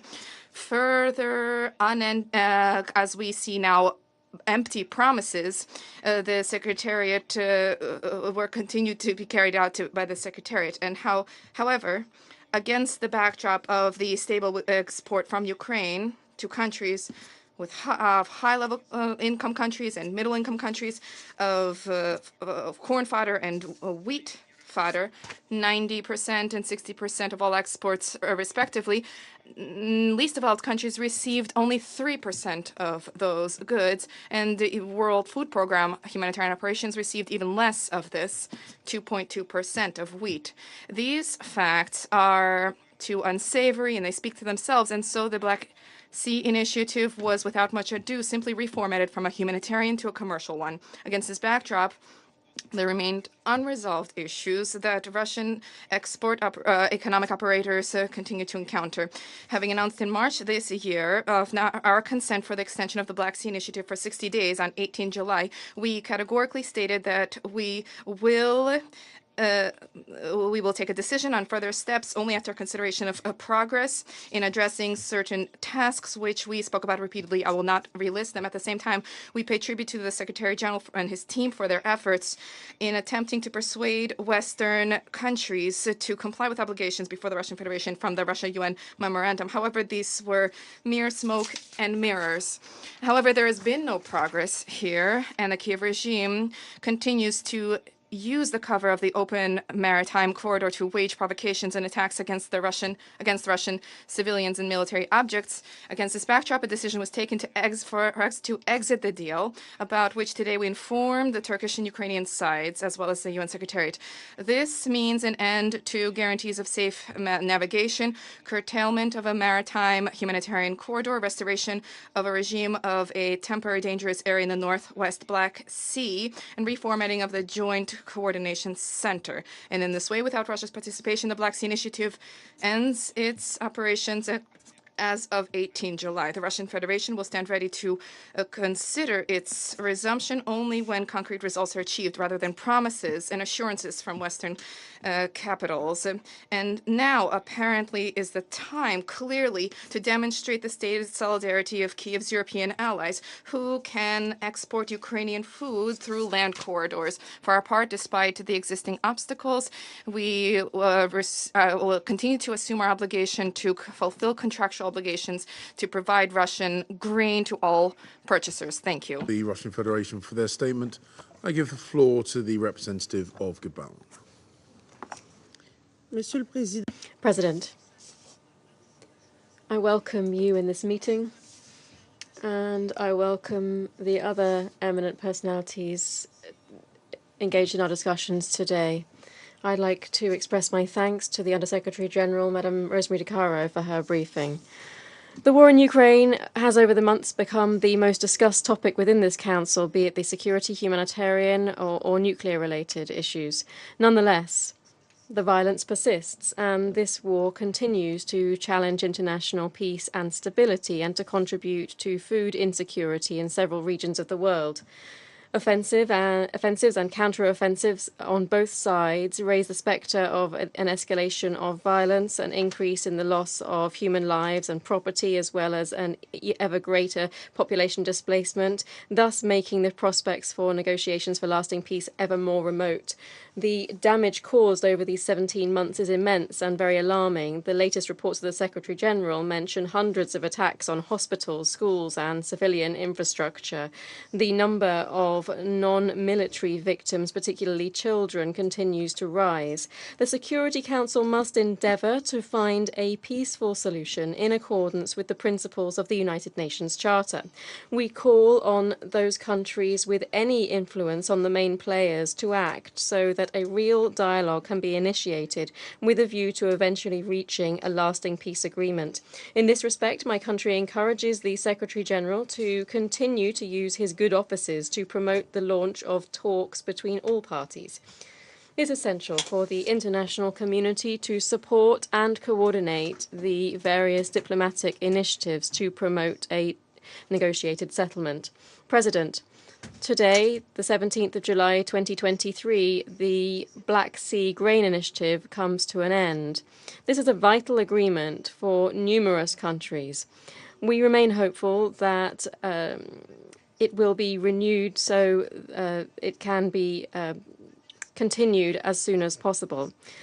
The constant threat posed by the risk of the nuclearization of this war is also a potential danger that must be avoided. My country reiterates its commitment to the NPT and opposes all politicization, intimidation, and trivialization of the nuclear issue. Nuclear power plants are civilian infrastructure protected by international humanitarian law. They must not be used for military purposes. The humanitarian situation is taking on increasingly critical proportions, as we've heard. We reiterate the need for unimpeded humanitarian access for the most vulnerable people, often living in the areas with the highest security risks. President, to conclude, Gabon reiterates its call for de-escalation and good faith negotiations to bring an end to the conflict. Thank you. I thank the representative of Gabon for their statement. I now give the floor to His Excellency Mr. Dmitry Kuleba, Minister for Foreign Affairs of Ukraine. Thank you, Mr. President. Distinguished members of the Security Council, Excellencies, I thank the UK Presidency for convening this meeting. My gratitude also goes to Under-Secretary General Di Carlo for her briefing. Today marks 9 years since Russia shot down the civilian airliner MH17 over Ukraine, killing all 298 people on board. Ukraine mourns victims of this crime. The case of MH17 is also a prime example of Russian lies and abuse of its illegal presence at the United Nations Security Council. Instead of admitting guilt and cooperating with the investigation, Russia chose to promote conspiracy theories in order to confuse the public. In 2015, Russia shamelessly used its UN veto to prevent the establishment of a relevant international tribunal, despite its own denial of responsibility. The Dutch trial finally put an end to all the Russian nonsense. The court determined that MH17 was hit by a Russian Buk missile fired by armed groups controlled by Moscow, and that the system had been returned to Russia after the strike. The bottom line is that no amount of lies can change the truth and avert justice. In any situation, Russian strategy is kill, lie, and deny. Our strategy should be the opposite: strength, truth, and accountability. Today, we are facing two more situations of this kind. The first one was another set of lies and denials we have heard in this room. The second one is Russia killing the Black Sea Grain Initiative. Russia is blackmailing the world. This blackmail affects the lives of millions of Ukrainians and tens of millions more around the world, primarily in Africa and Asia, who face the threat of rising food prices and hunger. Ukraine makes no demands in relation to the deal. We simply wanted to continue operating and expand its capacity. We want our grain to be freely exported and reach foreign customers all around the globe. At the same time, Russia has been systemically obstructing the initiative's normal functioning. Russia deliberately decreased the number of inspections in the Joint Coordination Center in Istanbul, limiting the capacity to 1-2 vessels per day. On April 29th, Russia fully blocked the functioning of Ukraine's Pivdenny seaport. The last grain vessel departed the port of Odessa on July 16th. As of now, Russia has fully blocked the functioning of the Black Sea Grain Initiative, even without announcing its termination. Whatever Russia is saying to excuse its behavior, please note that while blocking our ports, Moscow is increasing exports of its own grain, including the ones stolen from temporarily occupied territories of Ukraine. Last year, when the initiative was introduced, grain prices around the world immediately dropped. Together with other factors, it had a positive long-term effect. In June 2023, They were 23% lower than in March 2022, when Russia started the illegal blockade of our seaports. The immediate outcome of Russia pulling out of the deal now will be that prices will go up again, hurting those most vulnerable, primarily in Asia and Africa. Russia must stop playing Hunger Games with the people around the world. I call on all UN member states to firmly demand that Russia resume its participation in the deal in good faith and stop its Hunger Games. Russia must keep politics out of global food security. I must also draw the attention of the Council to another threat that Russia poses. Since Russia occupied the Zaporizhzhia nuclear power plant in March 2022, Ukraine and other neighboring nations have been living in fear of a nuclear incident. Russia has violated all 7 nuclear safety and security pillars of the International Atomic Energy Agency by stationing its military at the plant and turning it into a military base. Despite international pressure, Russia refuses to withdraw from the plant. Today, Russia remains in full control and bears full responsibility for the situation there. Russia is also spreading ridiculous conspiracy theories about Ukraine allegedly planning an attack on the plant.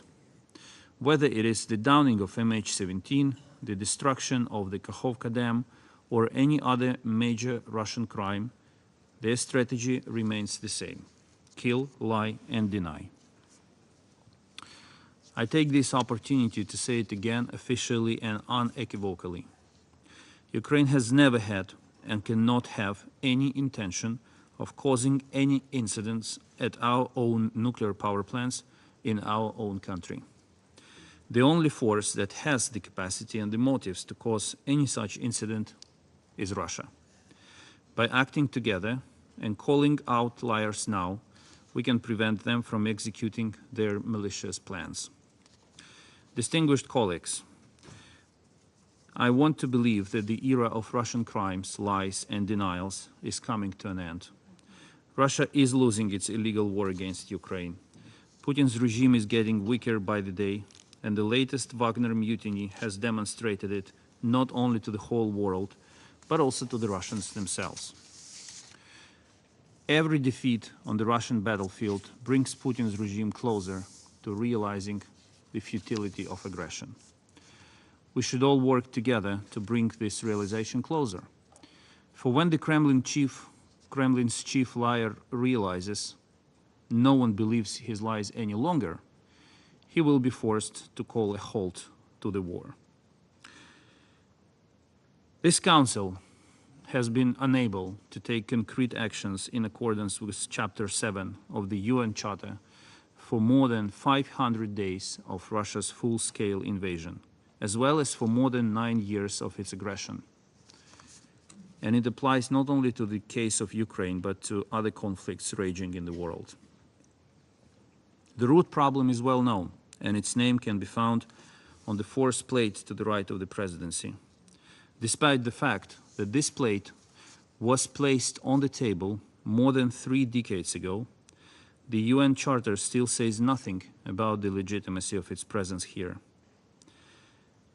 We firmly believe that the future reform of the UN Security Council needs to include an essential component: the decision to deprive Russia of its illegally obtained status as a permanent member and the veto right that comes with it.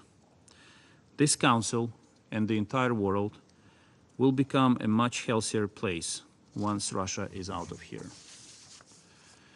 While some international organizations are paralyzed by fear of poisonous Russian influence, it is a Ukrainian soldier who assumes responsibility for maintaining peace and security in the world today.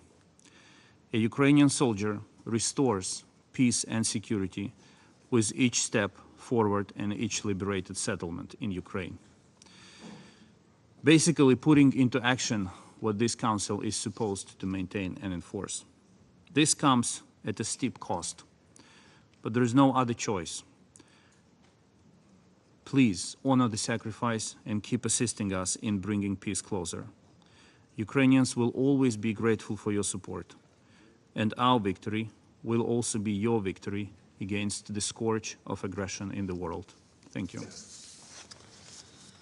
I thank His Excellency Mr. Kleber for his statement. I now give the floor to His Excellency Mr. Peter Szijjártó, Minister for Foreign Affairs and Trade of Hungary. Well, dear Secretary, dear James, first of all, I'd like to express our appreciation that you give the chance to the neighboring countries to take the floor in this debate as well. I am representing a neighboring country of Ukraine, a country which has been living in the shadow of the war for the last more than 500 days, a war impacts and consequences of which are serious and direct on our country. The Hungarian people have been already paying a high price for this war, although bearing no responsibility for it. In the meantime, I am representing a nation, members of which are among the casualties of this war, given the fact that there's a significant Hungarian community living in Ukraine, around 150,000, members of which, as Ukrainian citizens, are being mobilized to the army in Ukraine, and a lot of them, unfortunately, have already died. And as a representative of a neighboring country and a nation, members of which are dying in this war, I'd like to continue to argue in favor of peace to be created as soon as possible, although I understand this is not falling totally in line with the mainstream positions, and we continue to do so even if we are being criticized and attacked for this position of ours. And as a neighboring country and as a representative of a nation, members of which are dying in this war, we still do believe that the solution is not on the battlefield, but around the negotiating table. And we hear very often that the circumstances and the conditions are not given to launch negotiations to find a diplomatic solution. But allow me to express a different opinion of ours. We do believe that the conditions to launch negotiations to reach a diplomatic solution are getting worse and worse day by day. The longer this war is going to take, the more weapons are occurring in our neighborhood, the more people will die, and the devastation and destruction in our neighborhood will be more and more severe. So we wish that international community would bring more peace to our neighborhood than weapons. And we all know, Mr. President, that in case we cut the channels of communication, then we literally give up the hope for peace. Therefore, we really do appreciate and respect the efforts to make peace in our neighborhood and the missions which are launched with this target. We'd like to express our respect to the Holy See, to the President of Turkey, and to the African countries, which, although are located far away from the war, but they are confronted with the very serious challenges as an impact of the war as well. And I also would like to highlight the importance of the safe supply of food all around the world, especially in the fragile regions, where shortage of food can very easily cause serious security-related challenges, which for the first time might be local, but then they would spread around the world and become global as well. And they can end up in further migratory waves, which will further increase the global threat of terror. And we all see that we cannot cope with one security-related challenge, so how can we cope with more? This, Mr. President, unfortunately, if we take into consideration the last 80 years, it's not an exaggeration to say that the global security in its worst shape currently. There are open and shameless references to nuclear capacities. And the chance for the outbreak of the Third World War is more imminent than ever before. And we also see a regrettable long-term consequence that the world is making huge steps in order to be divided into blocs again. And we Central Europeans have very bad historic experiences in this regard, because No one would like to listen to that, and based on history, that might be uncomfortable for many to listen to that. But whenever there was a conflict between East and West, we Central Europeans were always left alone, and we always lost on these occasions. So when we argue in favor of a civilized cooperation between East and West, for which we might have some small chance for the future, we do it because this is our national interest. And the longer this war takes, the chance will be much smaller for that. Thank you. I thank His Excellency Mr. Siato for his statement, and I give the floor to His Excellency Mr. Zbigniew Rau, Minister for Foreign Affairs of Poland. Mr. President, Excellencies, distinguished delegates, I would like to thank the United Kingdom for convening this meeting, which is of even more importance in the light of the most recent developments concerning the Black Sea Grain Initiative. Russia's unilateral withdrawal from the deal generally means one thing. Russia decided to fan the flames of its imperial war against Ukraine with rekindled economic aggression against the most needy and vulnerable states and societies of the Global South. We call on the parties remaining in the initiative to hold to their commitments so essential to the global food market. Mr. President, the Ukrainian people have been fighting Russia's full-fledged aggression for over 500 days now. This blatant violation of the UN Charter by a Security Council permanent member has been the most overwhelming threat to the world peace and security since the Cold War because of its far-reaching and long-lasting consequences. Let me point to three major concerns that this aggression causes for the whole international community. Firstly, the Russian invasion conclusively demonstrates the complex and interlocking nature of threats to international security. We clearly see that this war transcends the Ukrainian and Russian borders, and today's developments, I'm already mentioned, regarding the Black Sea Green Initiative are the most urgent and direct reminder. Neither can we forget about the constant undermining of the security of the Zaporozhye nuclear power plant, which continues to carry enormous potential risks and unpredictable consequences to all of us.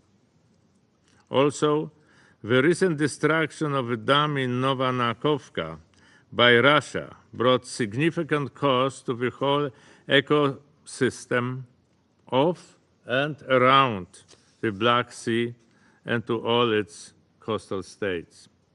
Moreover, we have addressed the consequences of the Russian invasion of Ukraine in our debates on children in armed conflicts, sexual violence in conflicts, cybersecurity, or destruction of natural heritage.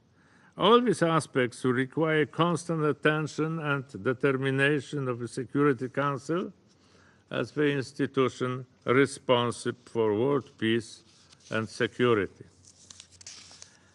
Mr. President, distinguished delegates, secondly, the international law-abiding community cannot tolerate impunity. The perpetrators of international crimes must be held accountable. Each and every aggressor must reckon with legal consequences. Otherwise, they will feel encouraged to continue on the same path. We view accountability as a prerequisite to ensuring a lasting peace in the future. Poland supports the existing institutions such as the International Court of Justice, the International Criminal Court, and the European Court of Human Rights. We are also engaged practically in the creation of a special tribunal for the crime of Russian aggression.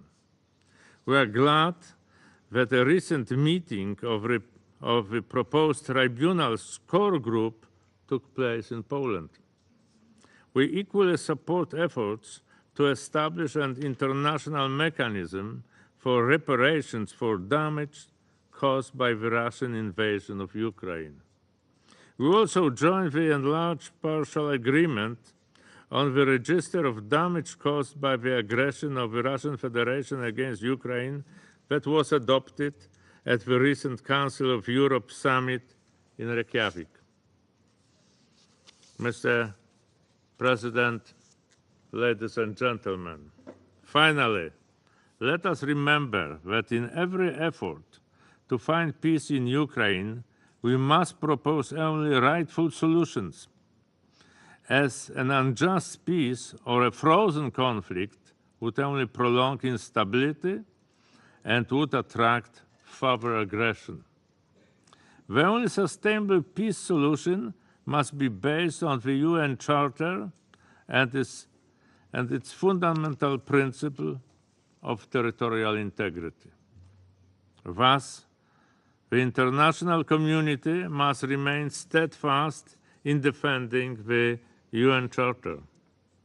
We must continue to put pressure on the aggressor and support the victim in exercising their right of self-defense.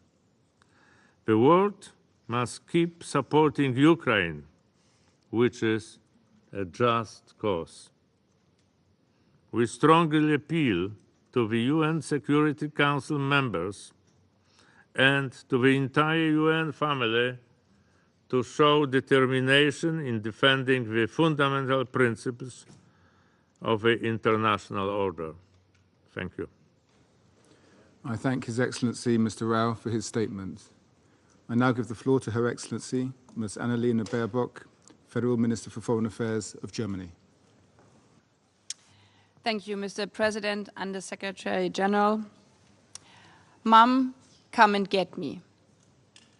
These were the words Natalia Shonki had been desperately waiting for. Weeks earlier, Russian troops had arrived at a school in Kupiansk, near Kharkiv in Ukraine. The school Natalia's 15-year-old son, Artem, went to every day like a normal schoolboy. They took Artem and a dozen of his schoolmates away.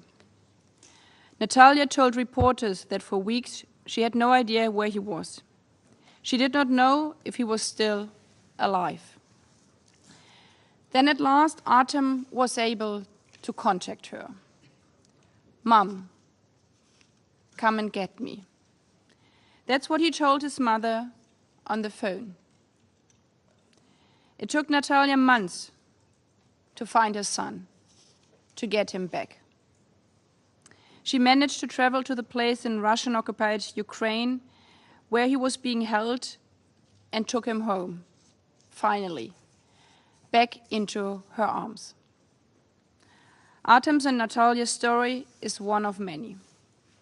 Since the start of Russia's war of aggression, Russian authorities have transferred and deported thousands of Ukrainian children to Russian-occupied territory and to Russia itself. Those who have been able to return, like Artem, describe shocking experience. How they were forced to speak Russian and to sing the Russian national anthem in Russian children's homes. How their names and ages were changed in order to erase their identity, in order that their parents will never find them again. How they were threatened with being adopted by Russian families. Since I've learned about these crimes, I cannot stop imagining how I would feel if these children were my own two little daughters. I know that colleagues from Africa, Asia, Latin America feel the same. During the recent visit to Ukraine and Russia by a delegation of African heads of state and government, they made it very clear that with regard to these children, humanity must come first. So let us work on this issue, especially as I'm aware that we are not on all the same page about every aspect of this war here in this room. But humanity is what unites us. All of us have experienced the tragedy of war in our regions. But when an aggressor does not even stop at children, tragedy turns into horrendous inhumanity. Recognizing this, the African colleagues proposed the return of the deported children as a first confidence-building measure. And I want to wholeheartedly echo their proposal. I would like to invite all of you to join forces with international organizations, Ukrainian authorities and NGOs to investigate Russia's deportations and together find ways to bring these children back home. Despite all our differences, one conviction should be beyond debate. The deported children belong with their parents. They need to be returned home, home to Ukraine, now. To Russia, I would like to say, you can fool yourself, but you cannot fool the world. The world, within the last 500 days, has been to Bucha, to Irpin, to Kharkiv. The world has seen Russian atrocities. The world has spoken to the mothers like Natalia, whose children your government has taken. The horror of the deported Ukrainian children is the tip of the iceberg of the unspeakable suffering that Russia's war has brought to so many children around the world. By bombing roads, blocking ports, and laying mines in grain fields in Ukraine, Russia has been adding fuel to the fire of a global food crisis. As a result, families on every continent struggle to make ends meet, and children go to bed hungry every night. And now, with announcement that it will withdraw from the Black Sea Grain Initiative, Moscow is threatening even more people, more children, with starvation. By helping to bring down global food prices, this initiative has been a lifeline for the weakest and most vulnerable around the world. As the Secretary General has pointed out this morning, after Russia's pulling out, we immediately saw wheat prices jump. Colleague, it's about humanity. It's about us. I therefore call, like us, on Russia to stop using hunger as a weapon. Stop abducting children. Stop your illegal war on Ukraine in the name of humanity. Thank you. I thank Her Excellency Ms. Baerbock for her statements. I now give the floor to His Excellency Mr. Jean Asselborn, Minister of Foreign and European Affairs of Luxembourg. Mr. President, thank you very much. I wish to take this opportunity to thank your country, the United Kingdom, for having organized during your presidency this ministerial meeting on the consequences of war in Ukraine and the prospects of a just and lasting peace. I welcome the participation of my colleague and friend, Ukrainian colleague and friend, Dmitry Peskov. It is an honor for me to speak on behalf of the Benelux countries, namely Belgium, the Kingdom of Netherlands, and my own country, Luxembourg. We align ourselves with the statement to be delivered by the European Union. 9 years ago to the date, on 17 July 2014, Malaysia Airlines flight MH17 was downed by a Russian missile shot from an agricultural field to the east of Ukraine, territory which at the time was under the effective control of the Russian Federation. 298 people of 17 different nationalities lost their lives, including Dutch people, Belgians, and a family residing in Luxembourg. We reiterate the demand set out in Resolution 2166 of the Security Council for those responsible for this incident to have to be held to account, and for all states to fully associate themselves with the efforts undertaken to establish responsibility. We denounce the disinformation which the Russian Federation has again spread during this meeting. Mr. President, we are profoundly shocked by the devastating impact of the unprovoked, unjustified aggression perpetrated by Russia against Ukraine. A growing number of testimony and reports describe attacks of unbearable brutality perpetrated by the Russian armed forces against civilians and civilian infrastructure, including schools and hospitals, the sieges of cities in Ukraine, the trafficking of human beings, rapes, and other forms of sexual violence, specifically targeting children and women. We wish to recall the need to implement Security Council resolutions on the protection of civilian infrastructure, specifically Resolution 2601, calling for measures to be taken to protect schools against attacks. For the first time, armed forces and armed groups affiliated with Russia, a permanent member of the Security Council, were listed in the Secretary General's annual report on children and armed conflict. And on the ground, indiscriminate attacks have been going on unabated. The Russian aggression has been geared towards destroying the economy of Ukraine. It has also had an impact on food security throughout the world. In this context, we applaud the Black Sea Initiative, which was promoted by the Secretary General of the United Nations. We call for its full implementation and its extension over the long term, and we deplore very much the decision of Russia to suspend its participation. Criminal and penal responsibility is key to guarantee and maintain international peace and security. Peace and justice go hand in hand and are mutually reinforcing. The fight against impunity for the atrocities perpetrated in Ukraine is also important to discourage crimes being perpetrated in the future in Ukraine and in other countries. I also wish to reaffirm our commitment to accountability work for crimes of aggression. We welcome the creation of an international center responsible for the prosecution of the crime of aggression against Ukraine, which has begun its activities in The Hague. We fully support the efforts undertaken to establish a tribunal responsible for prosecution of the crime of aggression. And lastly, we support the Register of Damage for Ukraine, which has been established by the Council of Europe. I also wish to respond in a sentence to my colleague from Hungary. Hungary is not criticized for investing for a solution to peace, but rather for its positions, which often are geared towards weakening solidarity in terms of sanctions geared towards at least limiting financial means to continue to wage this war. Mr. President, the countries of Benelux support the peace formula presented by President Zelensky. This is a credible peace plan compatible with the Charter of the United Nations as well as the aspirations of the Ukrainian people.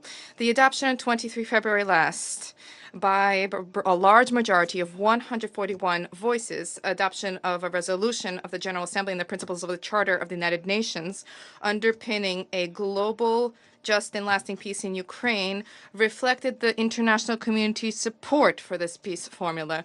We support efforts geared towards achieving a peace in line with the Charter of the United Nations, which respects Ukraine's sovereignty and territorial integrity within its internationally recognized borders.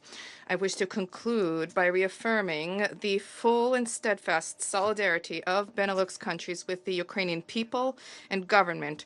With our European partners, we shall continue to support Ukraine on the basis of the values of respect for human dignity, freedom, democracy, equality, rule of law, as well as respect for human rights, which we share. Thank you. I thank His Excellency Mr. Asselborn for his statement. I now give the floor to Her Excellency Ms. Karolina Edstadler, Federal Minister for the European Union and Constitution at the Federal Chancellery of Austria. Thank you, Mr. President. Excellencies, more than 500 days have passed since Russia launched an unprovoked and unjustifiable war of aggression against its neighbor, Ukraine. This blatant violation of the UN Charter and ongoing aggression and occupation of Ukrainian territory by a permanent member of this Council must not go unaddressed. As members of the international community, we cannot stand idly by while the fundamental principles of our shared legal and security order are under threat. An attack against one member of this organization is an attack against all of us. This is what the UN Charter and our system of collective security imply. In recent decades, significant progress has been made in advancing international law and building guardrails aimed at safeguarding the rule of law. However, faced with such flagrant breach of the Charter, we have no choice but to reiterate that respect for international law is not an option, it is an obligation. We must not accept living in a world where the law of the powerful overrides the rule of law. It is our collective responsibility to work towards a future where might does not make right. Blatant violations of international law must be met with resolute consequences by the international community. The United Nations was created out of the ashes of World War II and the horrors of the Holocaust to, and I quote, save succeeding generations from the scourge of war, end of quote, as the Charter states. Yet, the silence of this Council, the most powerful body within this organization, in the face of the Russian aggression, is a fundamental concern. Excellencies, we should never get used to the reality of the war in Ukraine. Indeed, we should never get accustomed to any war around the world. We urgently need a global system capable of responding to these threats, a Security Council that is effective, a Security Council that is representative, reflective of today's world and equipped to tackle the challenges of the 21st century. This war has already led to terrible consequences for the civilian population of Ukraine. Thousands of civilian lives have been lost. Nearly 1/3 of Ukrainians were forced to flee their homes. I have witnessed it myself, the destruction and horrors of this war during my visit to Ukraine last November. I myself had to take shelter from the missiles falling on Kiev. And I saw destroyed residential buildings where so many people lost their lives. Austria vehemently condemns the deliberate attacks on Ukraine's civilian infrastructure. The humanitarian consequences, such as the destruction of the Kakhovka Dam, cannot be overstated. Many of these acts constitute war crimes, and some, as the UN Commission of Inquiry has found, may even amount to crimes against humanity. Recognizing that impunity fuels the cycle of atrocities, the perpetrators must and they will be held accountable. In this regard, my country fully supports all efforts to do so, including by the International Criminal Court. The repercussions of this war extend far beyond Ukraine. They are felt all around the globe. And let me be clear, the impact on food and energy prices around the world are a direct consequence of the Russian aggression. We welcome the leadership of the Secretary-General and President Erdogan of Turkey in facilitating the Black Sea Initiative, which reminds us that diplomacy and pragmatism have an important role to play even in these challenging times. We urge Russia to reconsider its decision announced today and to enable the continuation of the Black Sea Initiative. Excellencies, the repeated implicit but unmistakable nuclear threats are unacceptable. The nuclear risks are higher today than they have been in decades, even higher than at the peak of the Cold War. Nuclear weapons hold the potential for catastrophic humanitarian and environmental consequences. This underscores the urgent need for progress in nuclear disarmament and a departure from the nuclear deterrence paradigm. The international community must ensure that the taboo against any use of nuclear weapons is safeguarded and that any threat or use remains inadmissible. It is essential that the International Atomic Energy Agency secures nuclear energy facilities that have been targeted in this war. We appreciate Director General Grossi's proposal in this regard and express gratitude for the dedicated work of the teams on the ground. Excellencies, this war of aggression must end. I call upon the Russian Federation to immediately and without any condition withdraw its forces from all of Ukraine within its internationally recognized borders. And I call on us, let us not grow numb to the horrible consequences of the war, to the suffering of civilians, to the constant threat of nuclear catastrophe, to the economic repercussions felt around the globe.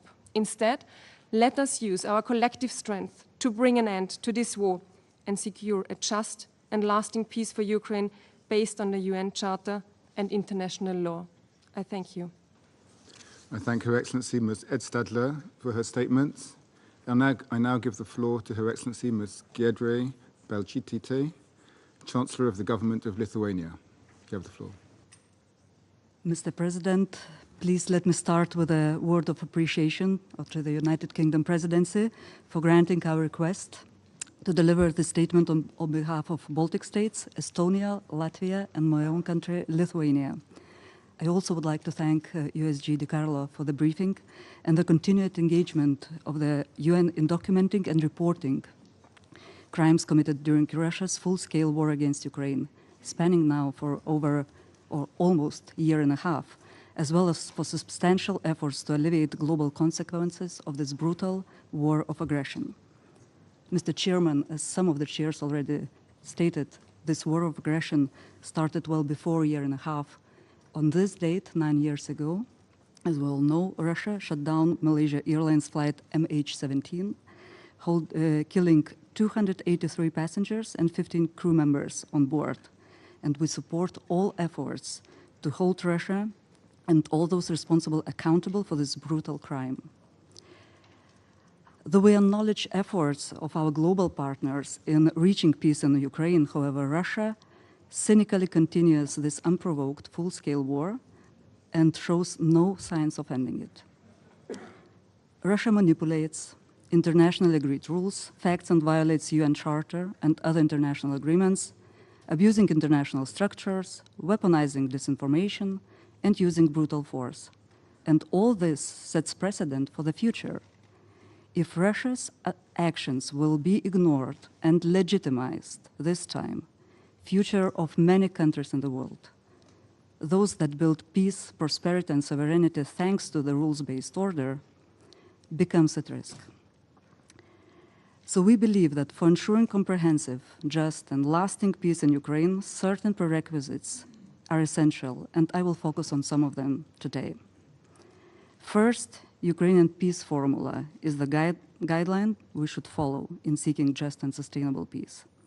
It gathered strong support in the UN General Assembly, and any attempts to adopt or simplify it would risk at washing out its essence and pandering to Russia's manipulation.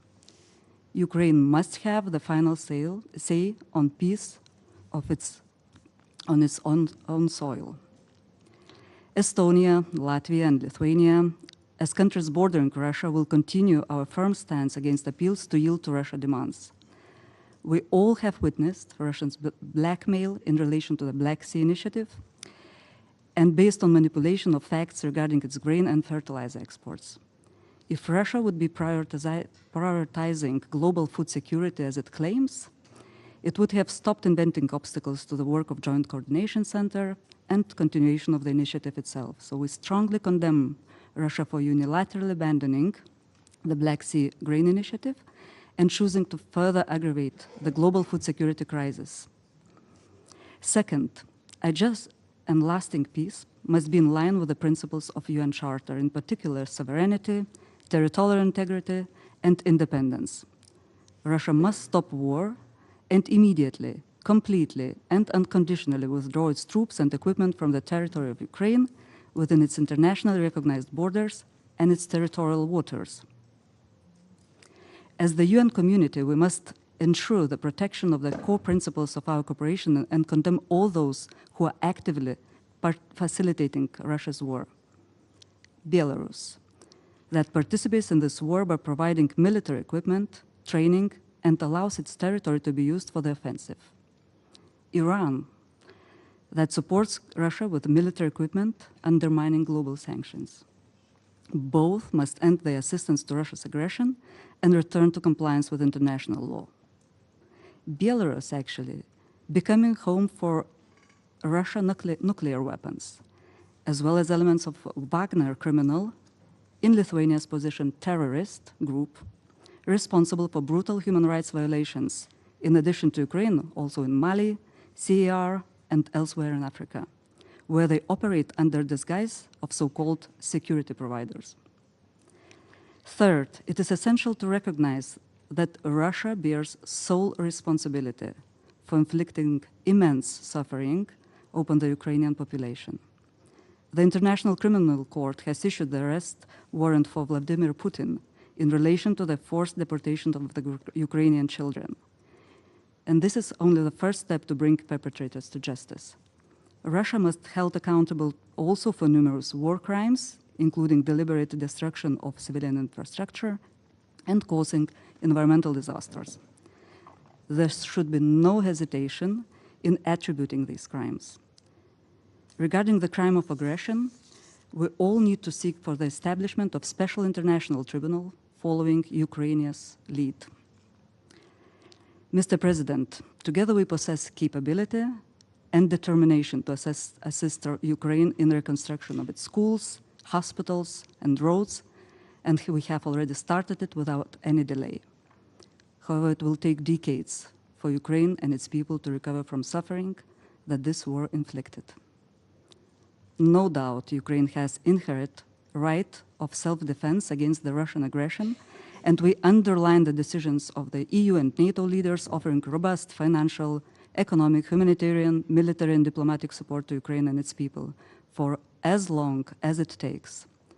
We also welcome the decision regarding strengthening of NATO's eastern flank capabilities adopted in the meeting of the North Atlantic Council in Vilnius last week.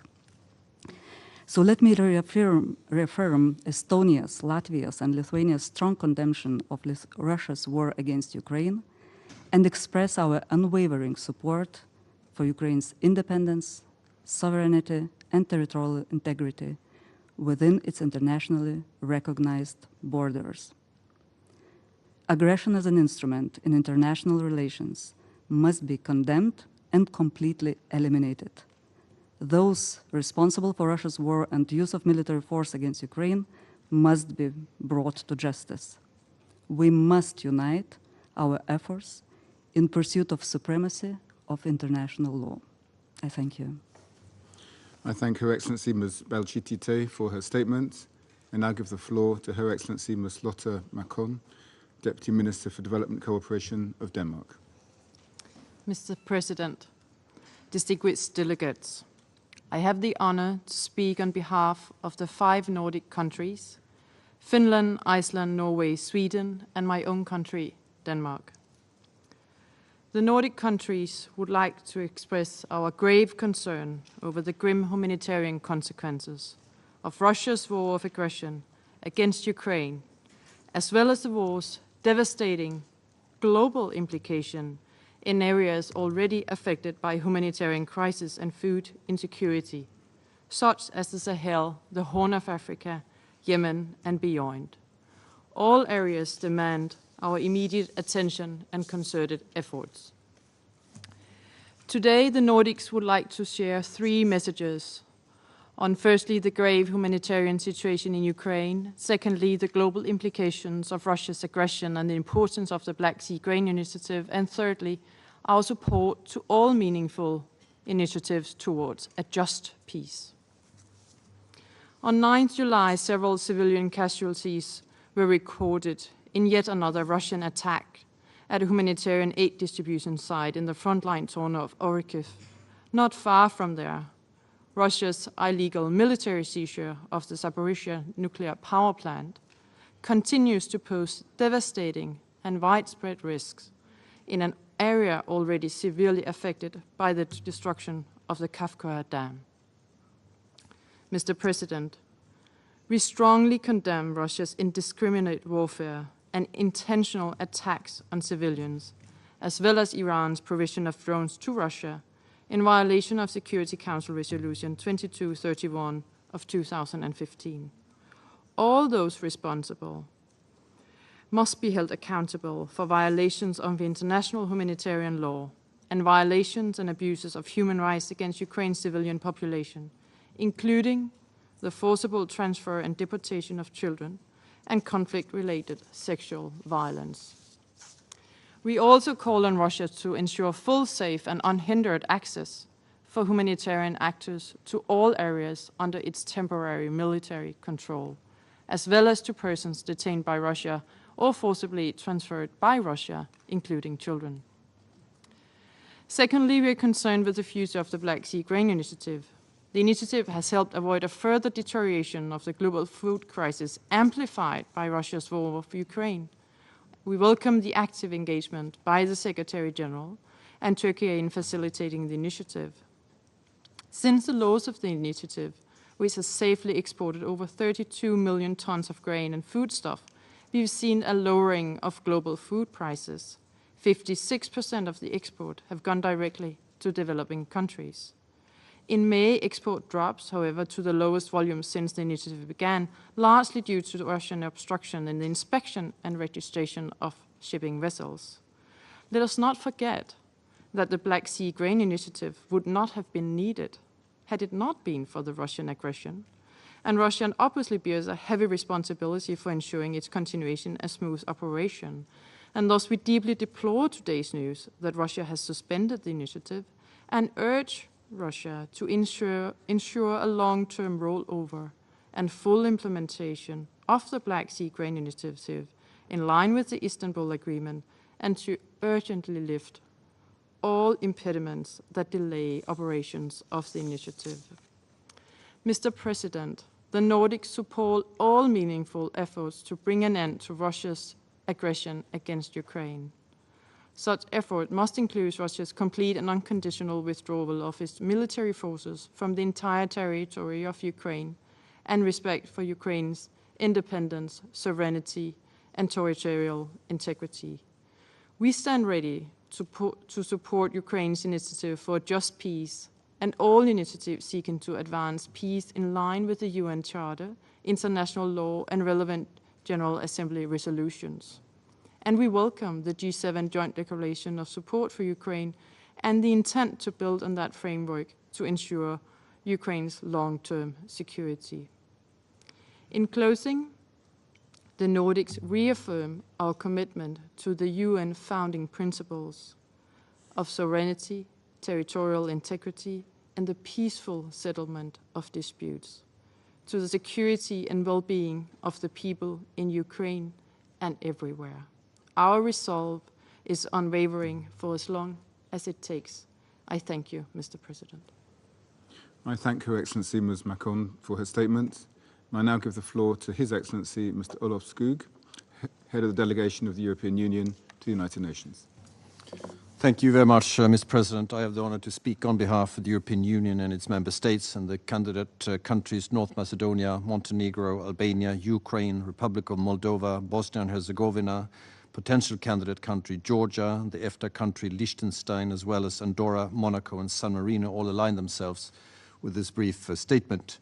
I want to thank the Presidency of the Council for the opportunity to say a few words to the Council, and thanks Under-Secretary General De Carlo for your briefing, and through you the UN system for its continued support to the people of Ukraine under very difficult circumstances, and of course pay tribute and acknowledge the presence of Minister Kuleba here this afternoon. President, we want to reiterate our resolute condemnation of Russia's war on aggression, which constitutes a manifest violation of the UN Charter and international law.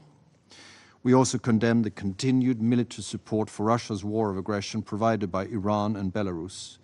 The EU is unwavering in our support for Ukraine's independence, sovereignty and territorial integrity within its international recognized borders, as well as its inherent right of self-defense. Allow me to emphasize 3 points in my intervention: the need for a comprehensive, just and lasting peace, the importance of addressing the global consequences of Russia's aggression, and the need to hold Russia and its leadership to account. People of Ukraine, the international community, and almost all members of the Council have repeatedly expressed desire for a comprehensive, just and lasting peace in Ukraine, in line with the UN Charter, the resolutions of the General Assembly, and international law. We welcome all international efforts to this effect, including the recent visit by African leaders. The EU will sustain support to Ukraine and will continue our work to ensure the widest possible international support for the key principles and objectives of Ukraine's peace formula. I underline that with what so many others have said this afternoon, that any initiative for sustainable peace in Ukraine must be based on full respect for its independence, sovereignty, and territorial integrity within its internationally recognized borders. On the global consequences, we condemn Russia's decision to unilaterally terminate the Black Sea Grain Initiative. We thank the UN and the Secretary General and all involved for their efforts in attempting to reach an agreement. The initiative's suspension creates widespread uncertainty on global markets and exacerbates the dire situation of food importing countries, hurting the poorest and the most vulnerable the most. Russia continues to weaponize food and undermine global food security. At a time when 258 million people face hunger, this is deeply irresponsible. While continuing to commit its flagrant violation of the UN Charter, Russia now, piece by piece, undermines the multilateral system, blocking Security Council action for humanitarian assistance to Syria, and now preventing the extension under UN auspices of the Black Sea Grain Initiative. Since its signing in Istanbul last year, the initiative has eased pressure on global food prices by facilitating the export of more than 32 million metric tons of foodstuff. Contrary to what the Russian representative earlier said, according to the UN, over half of exports went to developing countries, and the proportion of wheat exported to least developed countries, including sub-Saharan Africa, remained largely unchanged from pre-war levels. Furthermore, Ukraine is one of the main suppliers of the World Food Programme, which, without this initiative, would now have to source its humanitarian assistance elsewhere at higher costs. The EU spared no effort to support the UN in reaching a deal and finding a compromise allowing the renewal. So we urge Russia to reconsider its decision and resume the implementation of the initiative. Let's not forget that the Black Sea Grain Initiative would not have been necessary if Russia had not started the full-scale war against Ukraine and blocked Ukrainian Black Sea ports. In addition to the grain initiative, the EU solidarity lanes remain instrumental in bolstering global food security. They have allowed the export of more than 38 million tons of Ukraine's food and agricultural goods. The EU and the member states remain committed to addressing the needs of countries vulnerable to food insecurity. That is why we are providing 18 billion euros to address food security needs globally, focusing on the most vulnerable regions. We reiterate our call on all countries to step up their assistance in line with OCHA's humanitarian response plan and appeal for aid this year. Finally, on accountability, we remain firmly committed to ensure that Russia is held fully accountable for its war of aggression against Ukraine. The International Center for the Prosecution of Crime of Aggression against Ukraine has started its support operations in The Hague. The work to establish a tribunal for the prosecution of the crime of aggression against Ukraine will continue. We welcome the adoption of the Ljubljana and The Hague Convention on International Cooperation in the Investigation and Prosecution of the Crime of Genocide, crimes against humanity, war crimes, and other international crimes, and call on all countries to become parties to the Convention as soon as possible. We also welcome the establishment of the Council of Europe's Register for damage caused by the aggression, and calls for work to continue in line with the resolution of the UN General Assembly. Mr. President, we need a comprehensive, just and lasting peace in Ukraine, in line with the UN Charter and the resolutions of the General Assembly. We will continue to provide strong financial, economic, humanitarian, military, and diplomatic support to Ukraine and its people for as long as it takes. I thank you very much. I thank His Excellency Mr. Skoog for his statement. There are no more names inscribed on the list of speakers. The meeting is adjourned.